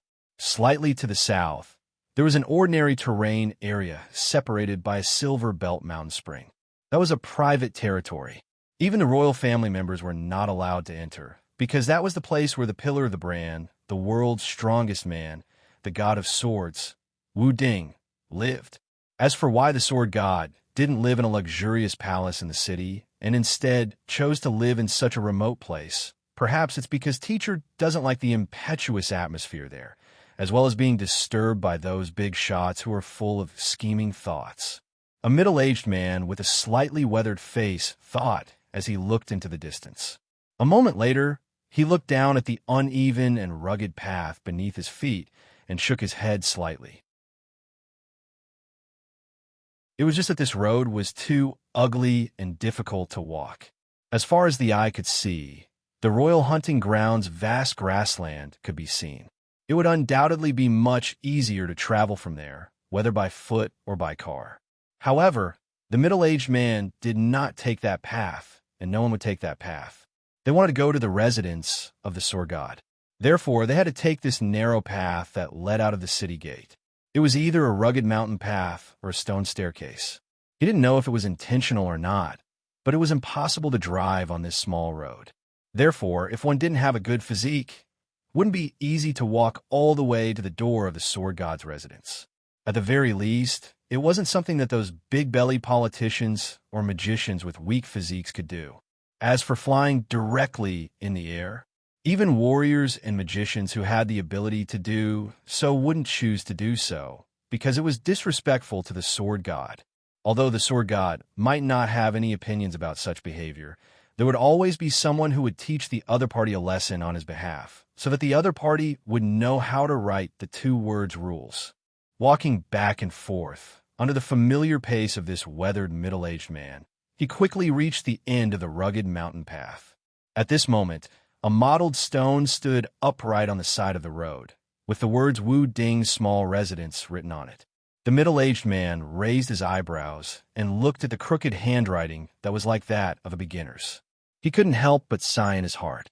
Sure enough, after looking at it for a few decades, I still find it an eyesore. This was undoubtedly the handwriting of the sword god Wu Ding, and anyone who came here would see it. However, other than a few people who didn't think much of it, the other people who didn't know what was going on would come here and look at the handwriting left and right. In the end, most of them would sigh with emotion.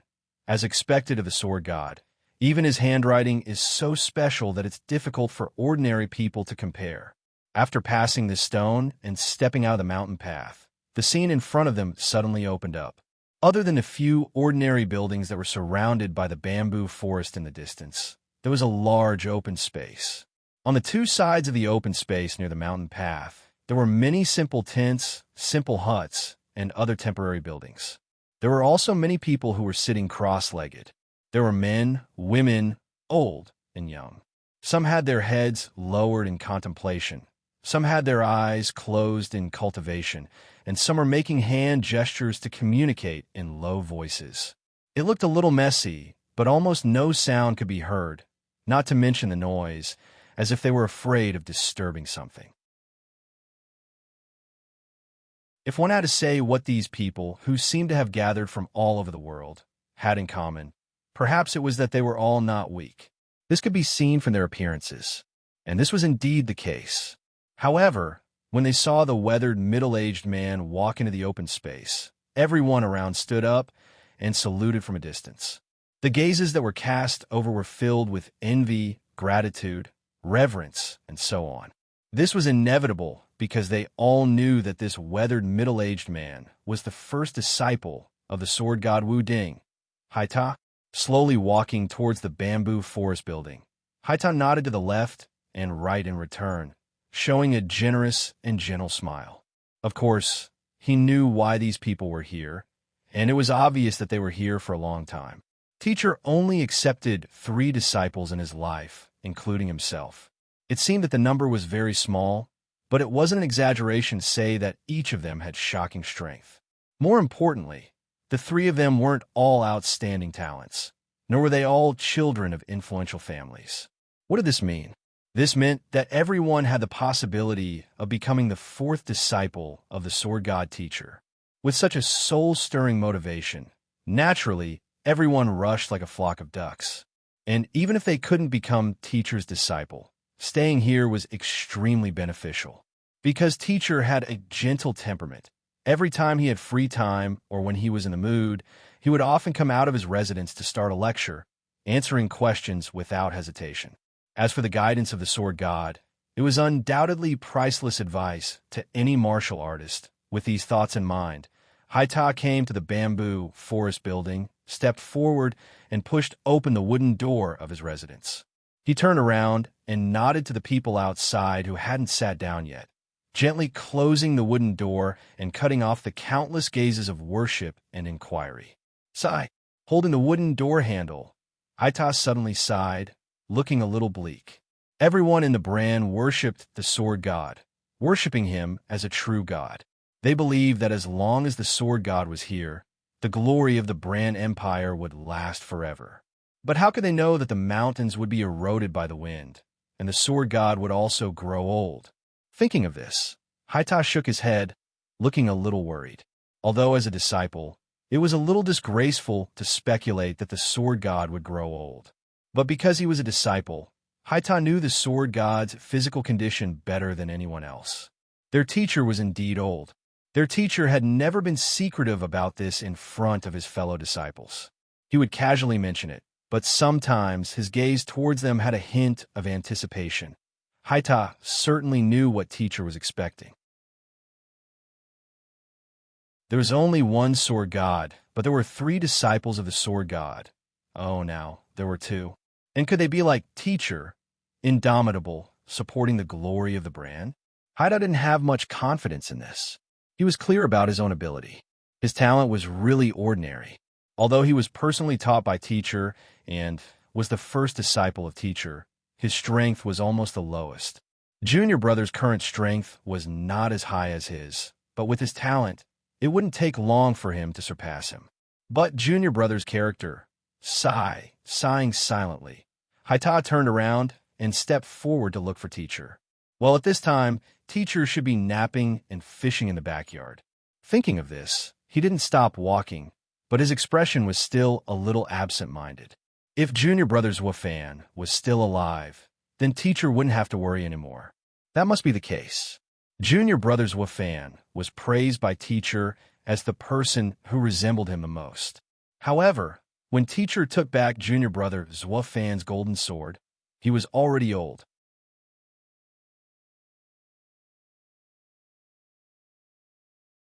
Chapter 856. Senior brother. Just as Haita was lost in his thoughts, he suddenly shouted in surprise. A handsome young man with sword-like eyebrows and thin lips suddenly jumped out from the side, his expression slightly excited. Haha, it really is senior brother. You haven't been here for 2 months. How is it? Has anything new happened outside recently? Alas, I'm miserable. I'm trapped here all year round and can't go down the mountain. I don't know what teacher is thinking.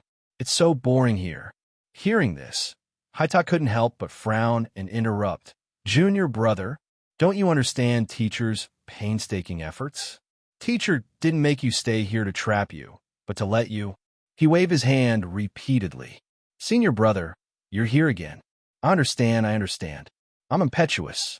I stay here to cultivate my mind and consolidate my cultivation. How did you become like teacher? The handsome young man curled his lips and said disapprovingly. You, Haita, who was dull and not good with words, opened his mouth but didn't know what to say. In the end, he could only look at Wincillin, who came from a wealthy family and was also teacher's last disciple. He shook his head slightly and changed the topic. Is teacher in the pond in the back? Yes. Then I'll go first. Haita nodded slightly and continued to walk to the back. At the same time, he couldn't help but sigh in his heart. Among the 3 brothers, Wincillin's martial talent was the highest, but this junior brother was good in every way, just that his temperament was a bit too impulsive. Oh, Wincillin responded listlessly. He stood there with a hesitant look on his face. He knew that senior brother Haita would definitely bring him some fresh news from the outside. But if he went to listen, he might be criticized by teacher and senior brother, so he was very conflicted. In the end, he couldn't resist the curiosity in his heart and chased after him. Senior brother, wait, I'll go with you. In the back courtyard, there was a clear pond in the bamboo forest. After Haita and Wincillin arrived, they saw a figure sitting on a straw mat under the shadow of green bamboo on the right side of the pond.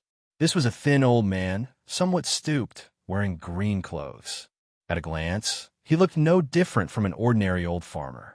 It was probably because he was old and his physical strength was no longer good at farming. So now he picked up the hobbies that he wanted to do in the past, but didn't have the time, such as planting flowers, fishing, and so on.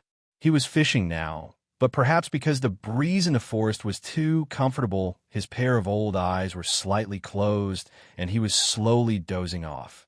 It was hard to believe that he could pull the rod back in time when a fish took the bait. But the truth was that if someone were to say that this old man could instantly destroy the Bran Palace that was over 10 li away with just a light flick of the green bamboo fishing rod, no one would doubt it. Because this ordinary-looking and seemingly exhausted old man was the #1 expert of the Caesar continent, Bran godly swordsman Wu Ding. Teacher, gently walking over, Sea Tower and Winston bowed respectfully outside the banquet. The green-clothed Wu Ding slowly opened his eyes. There was no terrifying light like the unsheathed sword, just a pair of ordinary turbid old eyes. Oh, there's also a trace of a gentle smile. He casually waved his hand and said in a calm tone, "You've come, Haita? Sit down." Yes. Nodding, Haita and Winston each took the two sides of the straw mat and sat across from their teacher. Winston was the youngest among them, so he naturally picked up a pot and a teacup and poured tea. Haita looked at the empty straw basket and smiled. "It seems that teacher hasn't caught anything today." "Yes, I've been fishing for so many years. The fish here all recognize me, but they just don't take the bait." Putting down the green bamboo fishing rod, Wu Ding rubbed his hands. His expression was somewhat resentful and helpless, like a naughty child. On the side, Winston's mouth twitched imperceptibly when he heard this. He handed over the teacup, but in his heart, he disapproved.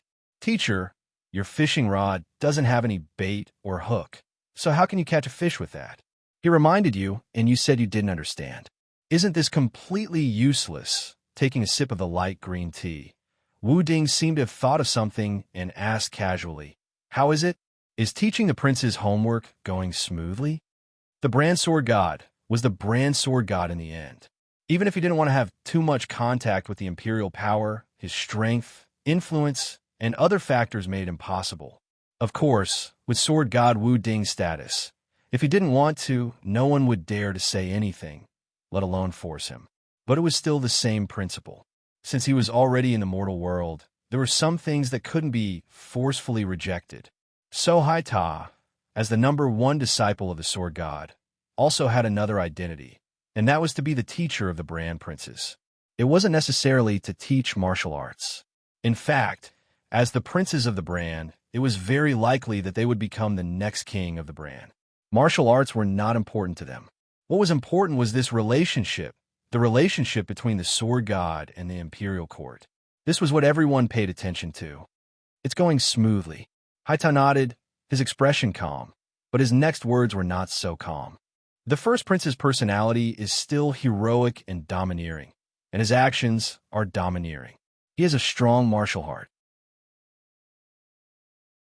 The second prince is gentle and humble, and his relationship with me is the closest. I naturally want to rope him in. He spoke in a calm and straightforward manner, and soon he described the characteristics of the prince's personalities in detail. "Ha! The people of the world say that my first disciple is gentle and kind. Who would have thought that he would talk about others behind their backs? It's truly strange."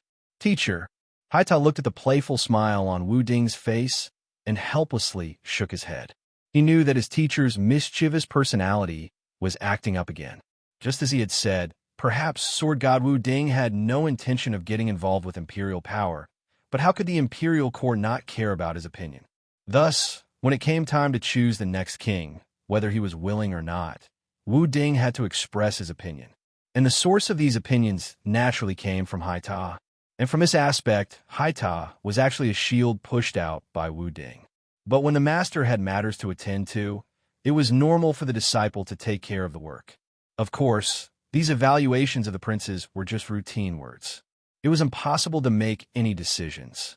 After ignoring his teacher's teasing, Haita frowned and continued, "Teacher, the situation has been a bit turbulent recently." "Oh, tell me about it." Wu Ding's tone was still calm, as if he was talking about what to eat for lunch. In fact, this was more or less the case. In the eyes of this old man who had stood at the peak of the world for more than 100 years, the affairs of the world were like clouds.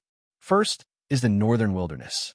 News came from the front lines that the tribes in the northern wilderness are frequently mobilizing their forces. It seems that there will be a great battle this winter. Didn't we beat those barbarians enough last year? Winston raised his eyebrows and said sarcastically. This was almost the general attitude of the Brand people towards the northern wilderness. But unlike Winston, Wu Ding touched his forehead and sighed. It is indeed a big problem. Haita nodded solemnly, obviously agreeing with his teacher's opinion. Big problem? Barbarians? Why? Every few years, they would start a great battle, but in the end, didn't we drive them back? Haita shook his head and said, Junior, this time is different from the past. There is no second Z in the brand. Winston opened his mouth and couldn't help but be silent. No matter how arrogant he was, he didn't dare to criticize the only person in the brand who was as famous as his teacher, the military god Z. And Z did have such an important position.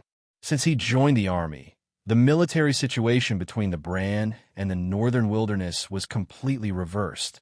In the following decades, the fierce northern wilderness barbarians never broke through the defense line of the Brand army, not even once.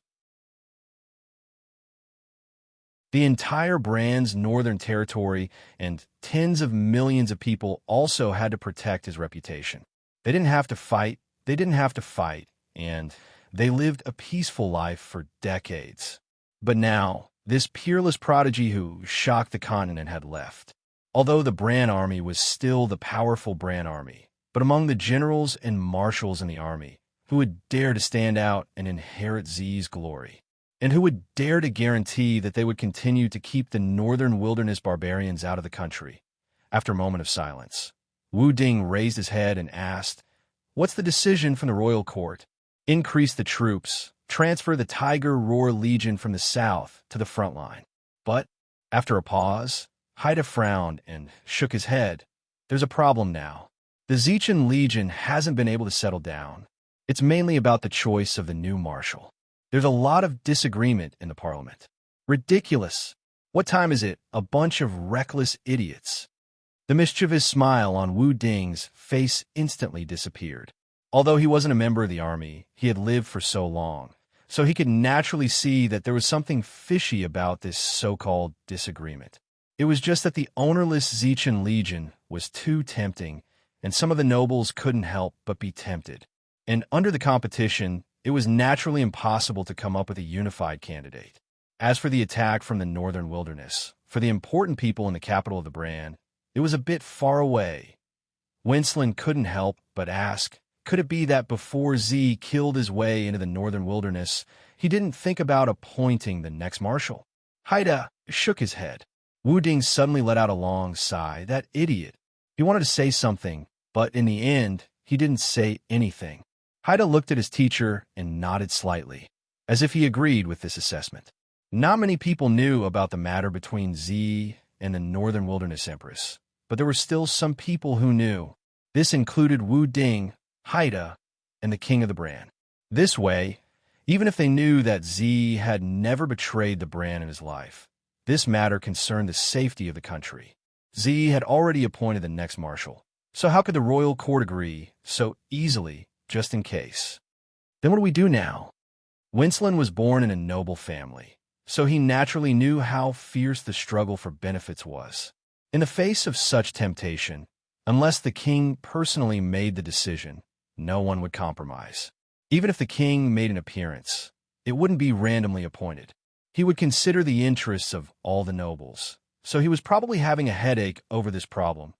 After thinking for a while, Wu Ding looked at Haida and said, Although I've never joined the army, I know that foreign helpers can't be the foreman.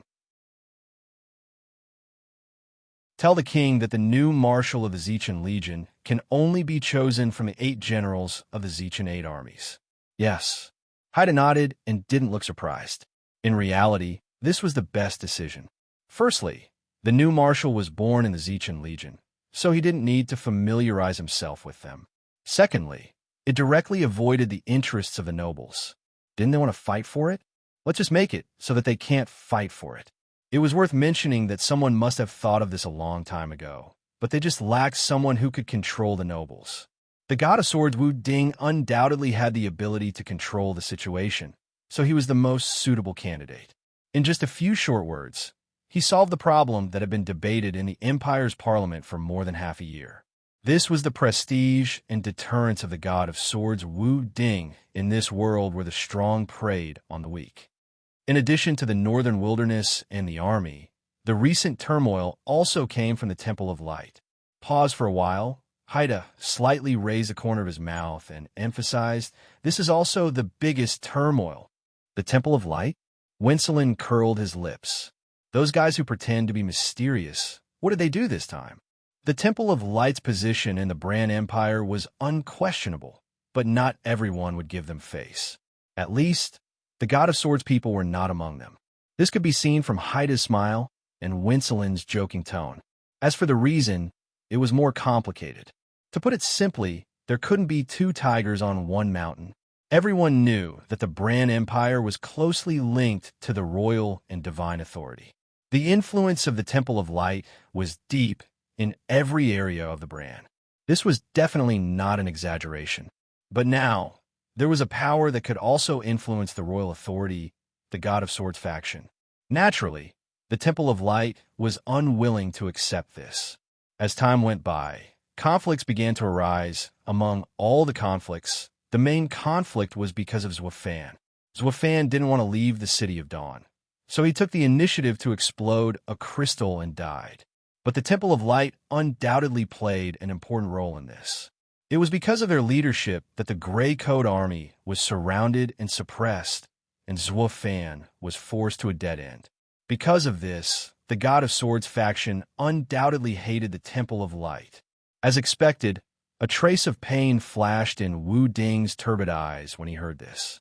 He thought of his most valued disciple and smiled as he asked, "What kind of turmoil?" "It's very turbulent. The influence of the Temple of Light in the north has almost been destroyed. The believers have collectively rioted, and the clergy have suffered heavy casualties. If there are no accidents, it's only a matter of time before they are chased out of the north." "What? Really?" Wincelin's involuntary exclamation might have been due to his temperament.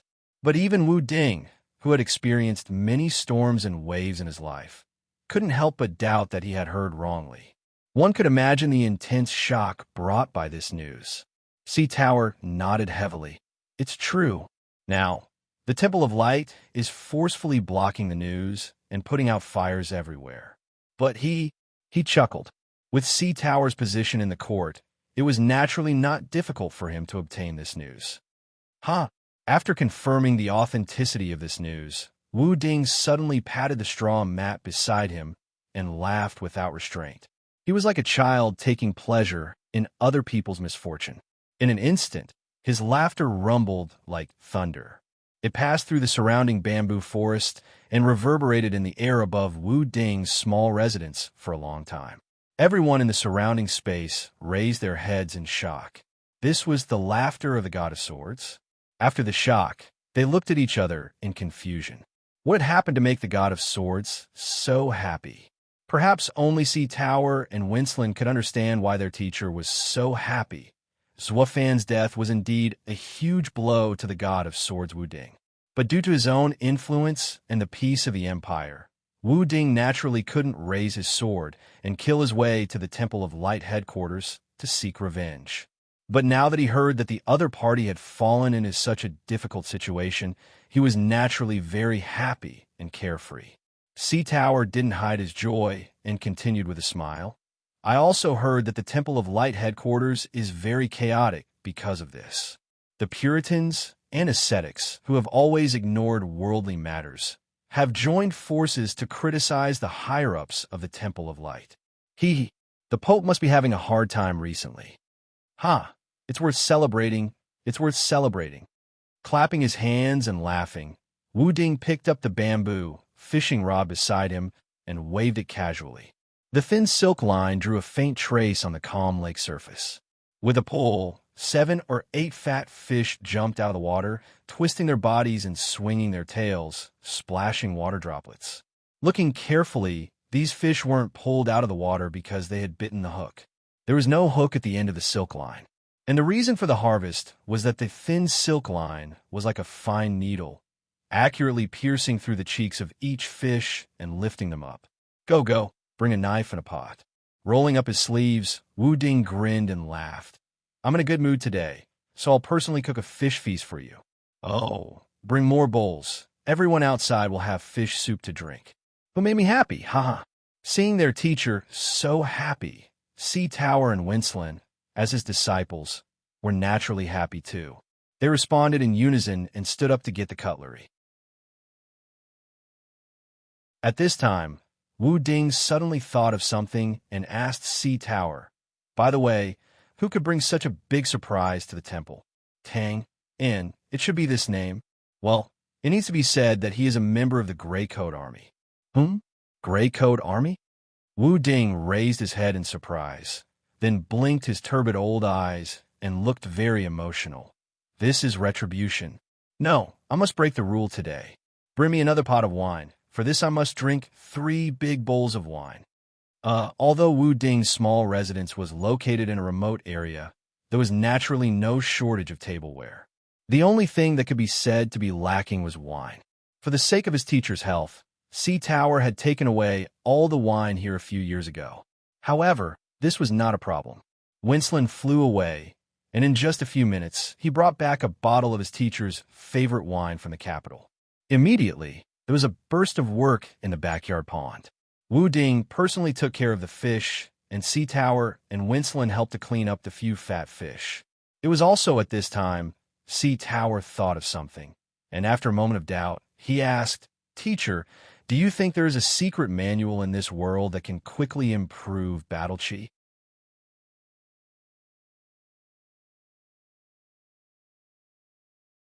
Chapter 857. Master, do you think there are any secret manuals in this world that can quickly increase one's do chi?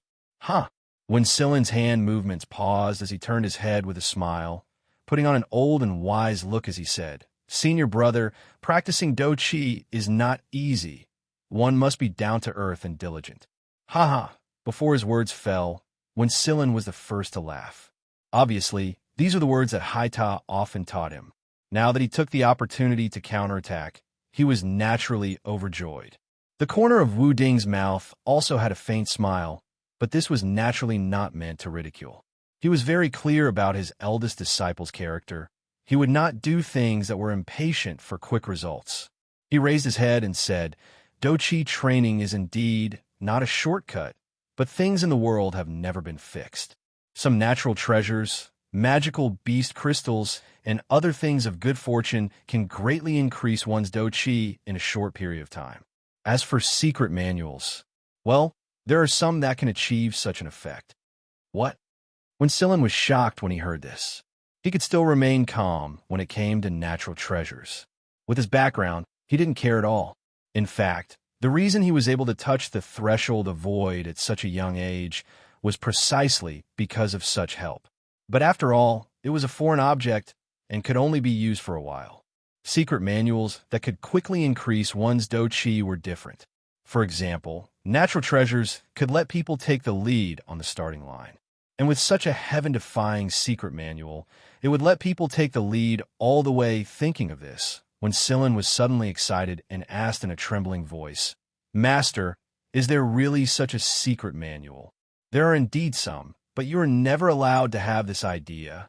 Wu Ding's expression suddenly became extremely serious.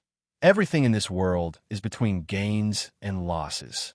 Some evil secret techniques can increase one's do-chi cultivation speed in a short period of time, but the price to pay is equally huge. If it's light, one's cultivation will be crippled, and if it's heavy, one will lose one's life. All of you remember this. This was a beating. Sea Tower and Winston's expressions turned cold when they heard this, and they bowed in unison. Wu Ding nodded when he saw this, and then remembered Hai Ta's previous question. Since this eldest disciple, who was as steady as a mountain, couldn't help but ask such a question. He couldn't help but feel a little curious. What? Did you encounter such an evil secret technique? I'm not sure if it's an evil secret technique. By the way, this matter has something to do with the turmoil in the temple in Tang Yin. Oh, tell me. Haida explained in detail. A few days ago, when I entered the hall to teach, I happened to meet the palace's grand priest. When we were chatting, he said that the reason why the temple was in such a difficult situation in the north was mainly because Tang Un had taken out a secret manual that could rapidly increase the cultivation speed of Do Qi. He used the heads of the clergy as a reward for the secret manual and secretly manipulated countless Do Qi warriors in the north to attack the temple one after another. F***CK. This person is too ruthless. This move is too ruthless. Opening his mouth, when Silin was dazed as he thought about the warriors who had come here for the secret technique, covering the sky and covering the earth like a swarm of locusts. He couldn't help but tremble and curse. Under such a terrifying human wave tactic, let alone the Temple of Light, even the Empire wouldn't be able to withstand it. Wu Ding also frowned. This wasn't because his disciple was vulgar, but because he thought that once this secret technique spread, the consequences would be unimaginable once the countless warriors suffered a backlash. He subconsciously classified this secret technique as an evil secret technique. As if he knew what his teacher was thinking, Haida continued, the temple didn't seem to be able to solve this problem. So after meeting me, the palace's grand priest gave me a copy of the secret technique information they had investigated through old Sir Clarence. Father. Hearing Haida mention old Sir Clarence, when Silin couldn't help but be stunned. You want to help but can't bring yourself to do it. What a good idea. Snorting lightly, Wu Ding curled his lips slightly, seemingly disdainful. The Temple of Light's foundation in Do Qi and magic was naturally extremely profound, but if one wanted to study it carefully, they would study the field of magic more deeply.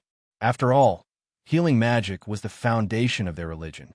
Now that they saw that there was no progress in the secret technique, and they couldn't produce solid evidence to prove that this secret technique was harmful, they naturally thought of asking for help. And the best person to ask for help was undoubtedly the strongest person in the brand, Sword God Wu Ding. However, because of the many contradictions between the two sides, the temple also knew that if they rashly came to ask for help, not only would they not be able to get help, it was more likely that they would be humiliated. So they asked a middleman, Wen Silin's father, to pass the message on his behalf. In this way, the Sword God's faction naturally couldn't directly refuse. This undoubtedly showed that the temple side was having a headache over this secret technique and had put in a lot of effort. Master, when Silin opened his mouth, although he was proud, he was definitely not stupid. He knew that his father was being used as a tool to bring trouble to his master's side. But this was also a helpless matter. His family was not small, and there were many places where they had dealings with the temple. Even if Sir Clarence knew the inside story, it would be difficult for him to refuse. It doesn't matter. Waving his hand casually, Wu Ding put down the knife in his hand and wiped the rag. I'm also a little curious. I'd like to see this secret technique that even the temple can't solve. Well, Haita, you continue. When Silin nodded. Yes. In fact, this secret technique information has been in Disciple's hand for a few days. I didn't want to disturb Master. But, well, Disciple's knowledge is shallow, and I really can't tell whether this is evil or not. Wu Ding raised his eyebrows in surprise. Although Haita's eldest disciple was not talented, he had been with him for the longest time, and his knowledge was impeccable. But now, even he was a little uncertain, which made Wu Ding really curious. At this time, Haita took out a few thin sheets of paper from his bosom and handed them forward. This is part of the secret technique that the temple found from the captured martial artists. It seems to be related to the body. The body? Wu Ding was a little surprised when he heard this, and then he thought of something. His face couldn't help but become serious. He took the few pages and looked down with narrowed eyes. Winston's curiosity was also piqued. He took a few steps forward and raised his eyes to sneak a peek at the few pages of paper in his master's hands. There were no words. What entered his eyes were just some messy lines like scribbles. There was no pattern at all. He was startled and blinked. How could this be considered a secret technique? Unlike the baffled Wensilin, Wu Ding frowned slightly and looked very solemnly. After thoroughly flipping through the few pages, he slowly closed his eyes and stretched out his finger to draw something in the air. If his finger was turned into a feather pen, dyed with black ink, and fell on the paper, it would be a simple and abstract portrait of a human body. A cool breeze blew, and the bamboo leaves rustled. After a long while, Wu Ding slowly opened his eyes, looked up, and sighed. A genius. With a faint sigh, the pond in the bamboo forest was dead silent. Hai Ta and Wensilin's bodies stiffened when they heard this. They stood there in a daze, unable to come back to their senses. People were born with different levels of talent. It seemed unfair, but this was a gift from the heavens. Mortals couldn't do anything about it. But from the words of the sword god, just what level of talent was this heaven-bestowed genius? How did it know? He only knew that among the 3 disciples of the sword god, Wensilin's talent was the highest. But when his master saw Wensilin that day, he only said, "Your talent is not bad. You can join my sect." His innate talent wasn't bad, and he was a heaven-sent genius. Anyone could see the difference between the two. In an instant, Wensilin felt very uncomfortable. Of course, he didn't dare to refute Wu Ding's judgment. He just pointed at the few pages and said, unconvinced, "These messy lines are so bad." Wu Ding naturally understood the personality of this youngest disciple. If it was any other time, he would at most smile slightly and then beat him up when he had the chance. But he didn't do that now. He waved a few pages of paper and said faintly, "Your master's current achievements mainly rely on these messy lines and drawings." Wensilin was stunned when he heard this. He didn't have time to think about the shocking information in these words. He lowered his head in fear. "Master, I'm not." Waving his hand, Wu Ding didn't have the intention to continue beating Wensilin. This also made Hai Ta, who was about to step forward, secretly breathe a sigh of relief. Then he couldn't help but think of the words just now. Master could become the sword god because of this secret art? It had to be said that the information revealed in these words was really shocking. Because of this seemingly inconspicuous secret art, it actually created Bran to be the strongest. If this news was accidentally spread, the entire Shia continent would be plunged into a storm of blood because of this secret art. At this time, Wu Ding opened his mouth, his expression full of melancholy. "I didn't want to let you come into contact with this so early, but now that we've met, let's talk about it. A few decades ago, I had an old friend who was antisocial and liked to live in remote and bare mountains, so he wasn't famous. He once said that there was a world in the human body. First, cultivate the body, then draw Do Qi into the body, and finally control the Do Qi of heaven and earth. This is the common path for warriors to step onto the path of Do Qi for thousands of years. But that old friend of mine thought that there was a world in the human body, so he cultivated the outside, but not the inside. In fact, he had gone astray, and his achievements in life were limited. Cultivate the inside? How do you cultivate it?" Wensilin asked subconsciously. "Do you still remember the feeling when you first entered the earth level?" Wu Ding looked at Hai Ta and Wensilin in front of him, and answered his own question. There is a limit to the amount of Do Qi that can be stored in the human body. When you reach the peak of a high-level warrior, your Do Qi will be extremely abundant. At this time, if you have the opportunity to break the barrier between the inside and outside, you'll be able to see a whole new world, feel the world's Do Qi, and control it as much as possible. This is the cultivation of the outside, and the so-called cultivation of the inside is to go the opposite way, to operate the cultivation of the world and the body. There is no need to waste time controlling the surrounding Do Qi, and let it be attracted by itself, gradually expanding the world and the body. This disciple doesn't understand. Hai Ta frowned.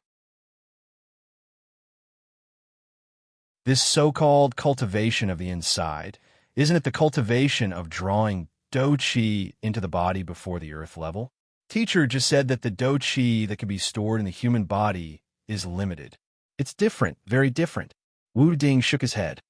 The cultivation of the present world, drawing do qi into the body before the earth level, is only temporarily keeping the do qi in the body, not increasing or increasing. Because it can't break the barrier between the inside and outside, it will gradually decline as the body ages. This is clearly a pool of stagnant water. How can it be a lively world? He raised both hands and spread out his 5 fingers. The real world has the rotation of the sun and the moon, wind and rain, thunder and lightning, the singing of birds and the fragrance of flowers. Everything is moving, it is alive. The world and the body should be like this. So my old friend moved the do qi in the body, wanting to create a world in the body. After countless attempts, he accidentally discovered that there was a world in the body. It's just that we can't see it, we can't touch it, that's all. At this point, Wu Ding raised his arm and casually drew an area in front of his chest. It's such a small area, if cut and cut, it's just flesh and blood. But who knows that in this flesh and blood, there are countless tiny channels that can't be seen by the naked eye, just like the endless circulation roads in the capital of Bran. Countless tiny channels. When Sillin heard this and subconsciously looked down at his chest, his expression blank. Are there? Yes, Wu Ding said firmly. Although it can't be seen, my old friend did move the do qi into these channels. After a little test, the do qi actually circulated on its own in the channels, and every time it finished a cycle, the do qi would increase by a little. It was endless. It's alive. It's really alive. At this point, although the past was mentioned again, Wu Ding's face was still flushed, and he clenched his fists tightly, looking very excited. Wu Ding's excitement was because the world and the body was alive, and because his old friend had finally succeeded. However, the main point that when Sillin heard was that after the cycle, the do qi would increase on its own. What did this mean? This meant that as long as he grasped this cultivation method, his strength would increase every moment. In this way, who in the world could be a match for him? Under the surging emotions, he blurted out, "Master, why have you never taught us this?" Perhaps when Sillin did not have any other intentions in his questioning tone, but when he said those words, they were words that cut to the heart. Impudent. On the side, Haita was in a state of infinite shock. Hearing this, he immediately reacted and roared angrily, glaring fiercely at Sillin. How can you question Master's actions? Why don't you hurry up and apologize to Master? Although he was angry at Sillin's disrespect, he also faintly wanted to protect him. For a moment, Sillin did not understand his senior brother's good intentions, but he also knew that his words were too shameless. Cold sweat instantly climbed to his temples, and his face was full of panic and fear. He bent his knees and was about to kneel and beg for forgiveness. However, before he could kneel, Wu Ding waved his sleeve, and an invisible force lifted him up again. His expression was calm, and there was no sign of anger. He continued indifferently. The reason why I didn't teach you is because 3 months after my old friend discovered this channel, he suddenly vomited blood and died. Before he died, he burned down the entire research institute, saying that this channel was blocked. Then he died in front of my eyes. Ah, Sillin cried out involuntarily. Hearing this, it was as if a basin of cold water had been poured over his head, and he was extremely dispirited. Hatta was also greatly shocked. This channel in the body, there's a problem? Although Wu Ding did not go into detail, to be able to become his old friend, that person's strength and cultivation were undoubtedly extremely terrifying. However, it was precisely this kind of peerless expert that had suddenly died, so this channel naturally became a dangerous existence that no one should touch. Wu Ding nodded and sighed deeply. There's indeed a problem, but I don't know if there's a problem with all the channels. I only know that there are many, many channels. Can't we try them one by one? Sillin was still a little unwilling. Raising a finger, Wu Ding said, "Do you know that within this finger, there are countless channels that are so complicated that they dazzle the eyes. Among them, some channels can be entered, and although some channels are dead ends, they are fortunately not dangerous. As long as you enter some channels, you will definitely die. And even if it's a channel that can be entered for a while, how can you guarantee that there won't be any hidden fatal dangers? Like my old friend, who suddenly vomited blood and died 3 months later. Try them one by one. How? Use the lives of tens of thousands of warriors to fill it? Is it enough? Wu Ding shook his head and sighed. This channel is blocked.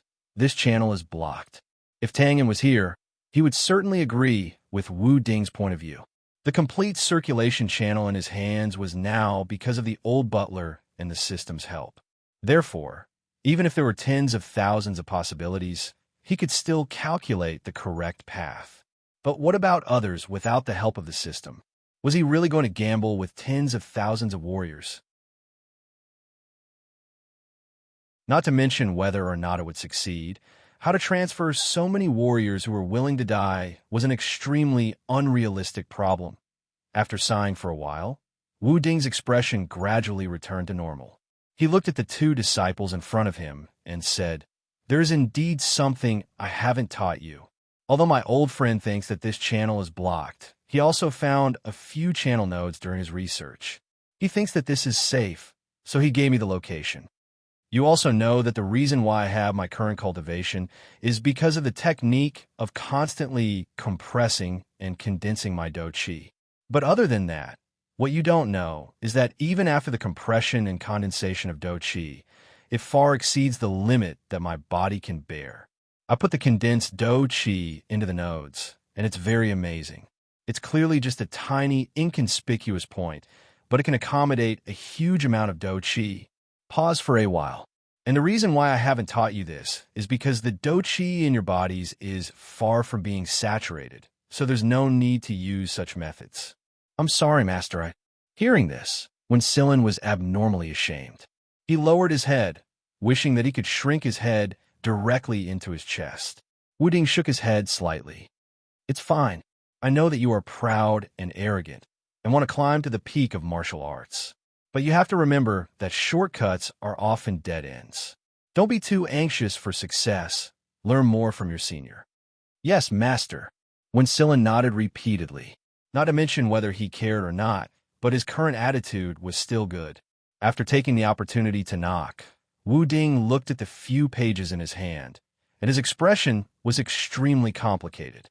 If it weren't for the fact that the position of the secret channel on this is not correct, I would have thought that my old friend's things were not completely burned.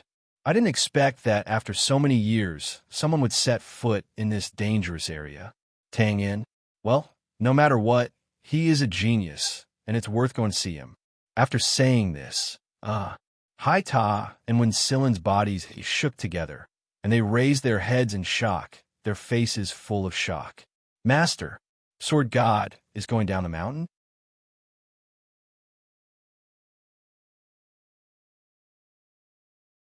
Chapter 858.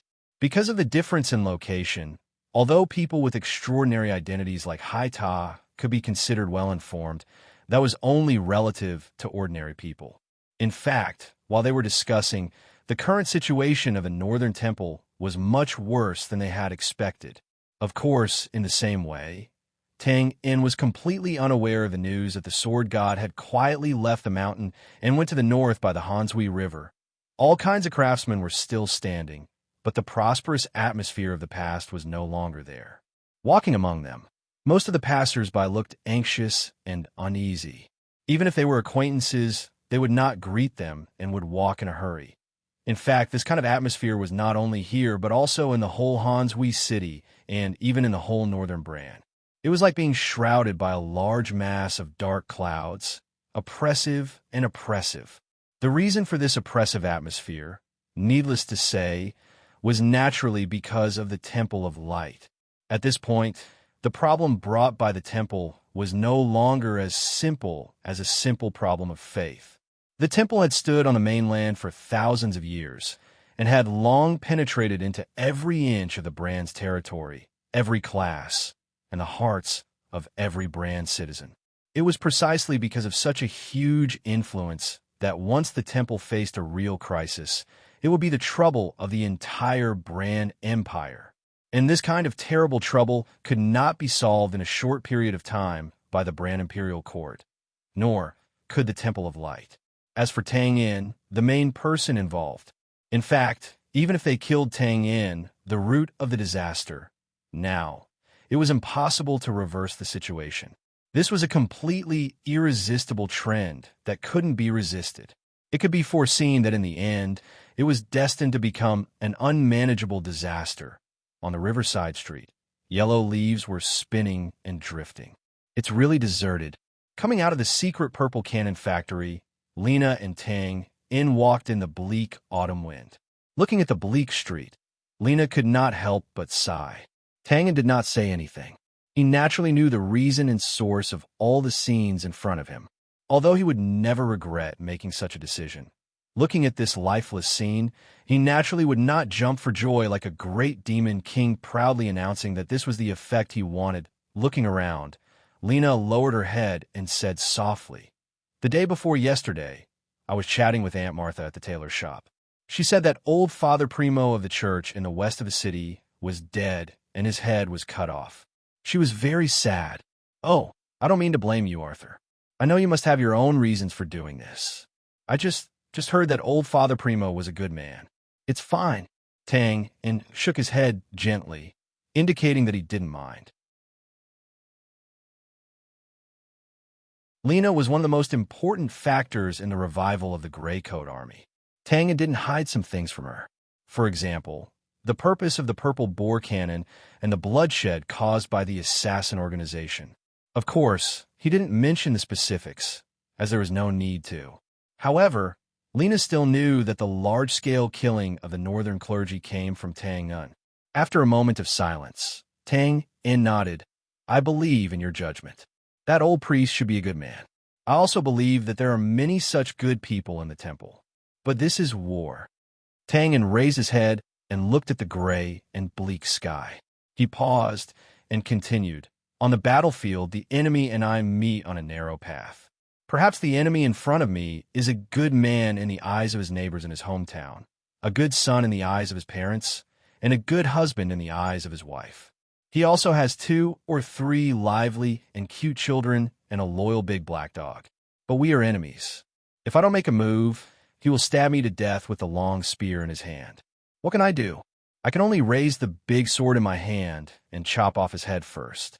No matter how noble his character is, or how happy his family is. This is war.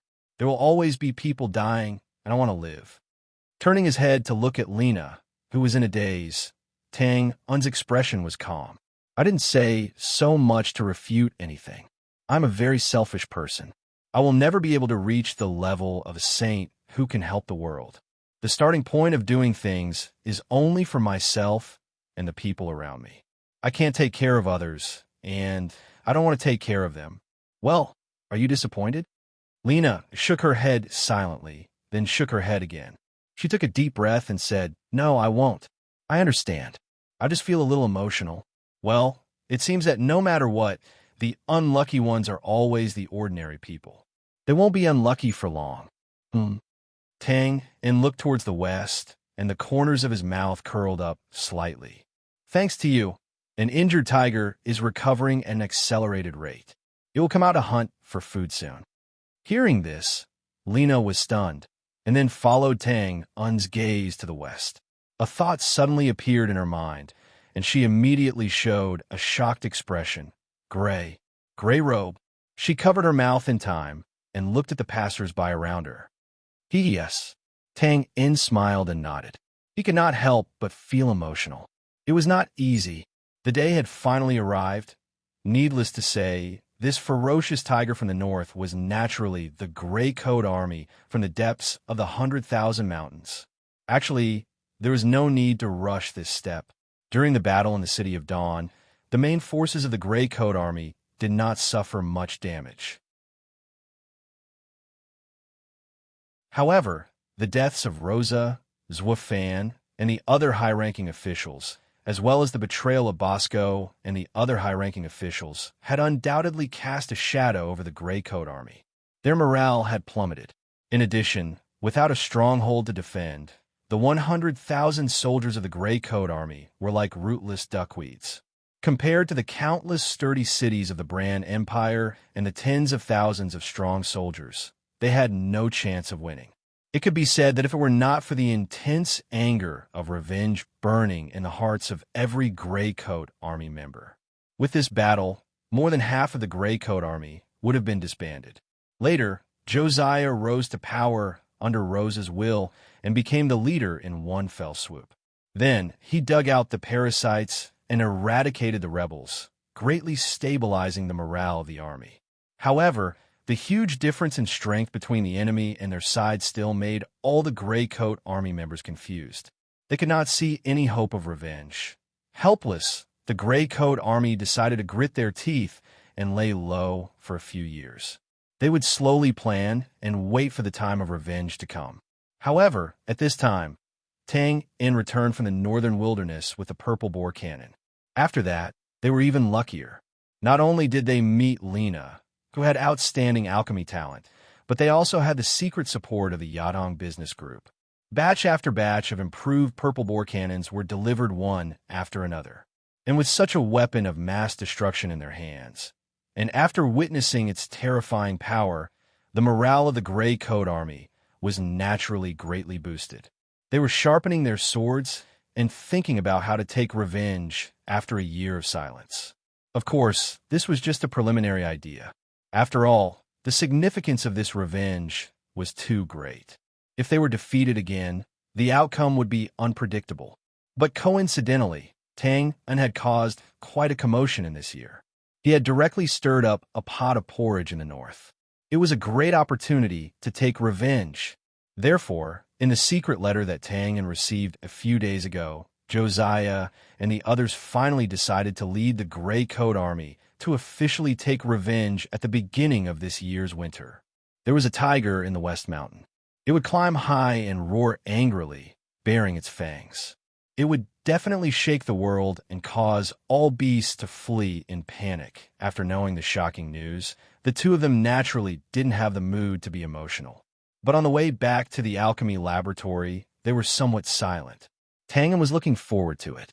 He had a premonition that the situation in the West Marsh continent was likely to change because of this variable. Lena also looked happy, but it was difficult to hide her somewhat absent-minded expression. She was really satisfied with her current life, and even more so with the way she interacted with Tang. She wasn't greedy at all.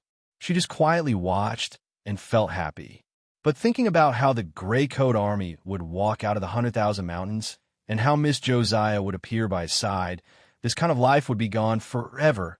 They walked silently to a place not far from the alchemy laboratory. Tang, who was about to say goodbye, looked up and saw two carriages parked in front of the laboratory. One was an ordinary black carriage, and the other was a small and exquisite red carriage. More than 10 guards were scattered around with vigilant expressions. He couldn't help but be slightly startled and turned to look at Lena. "Hey, this is Alan's carriage."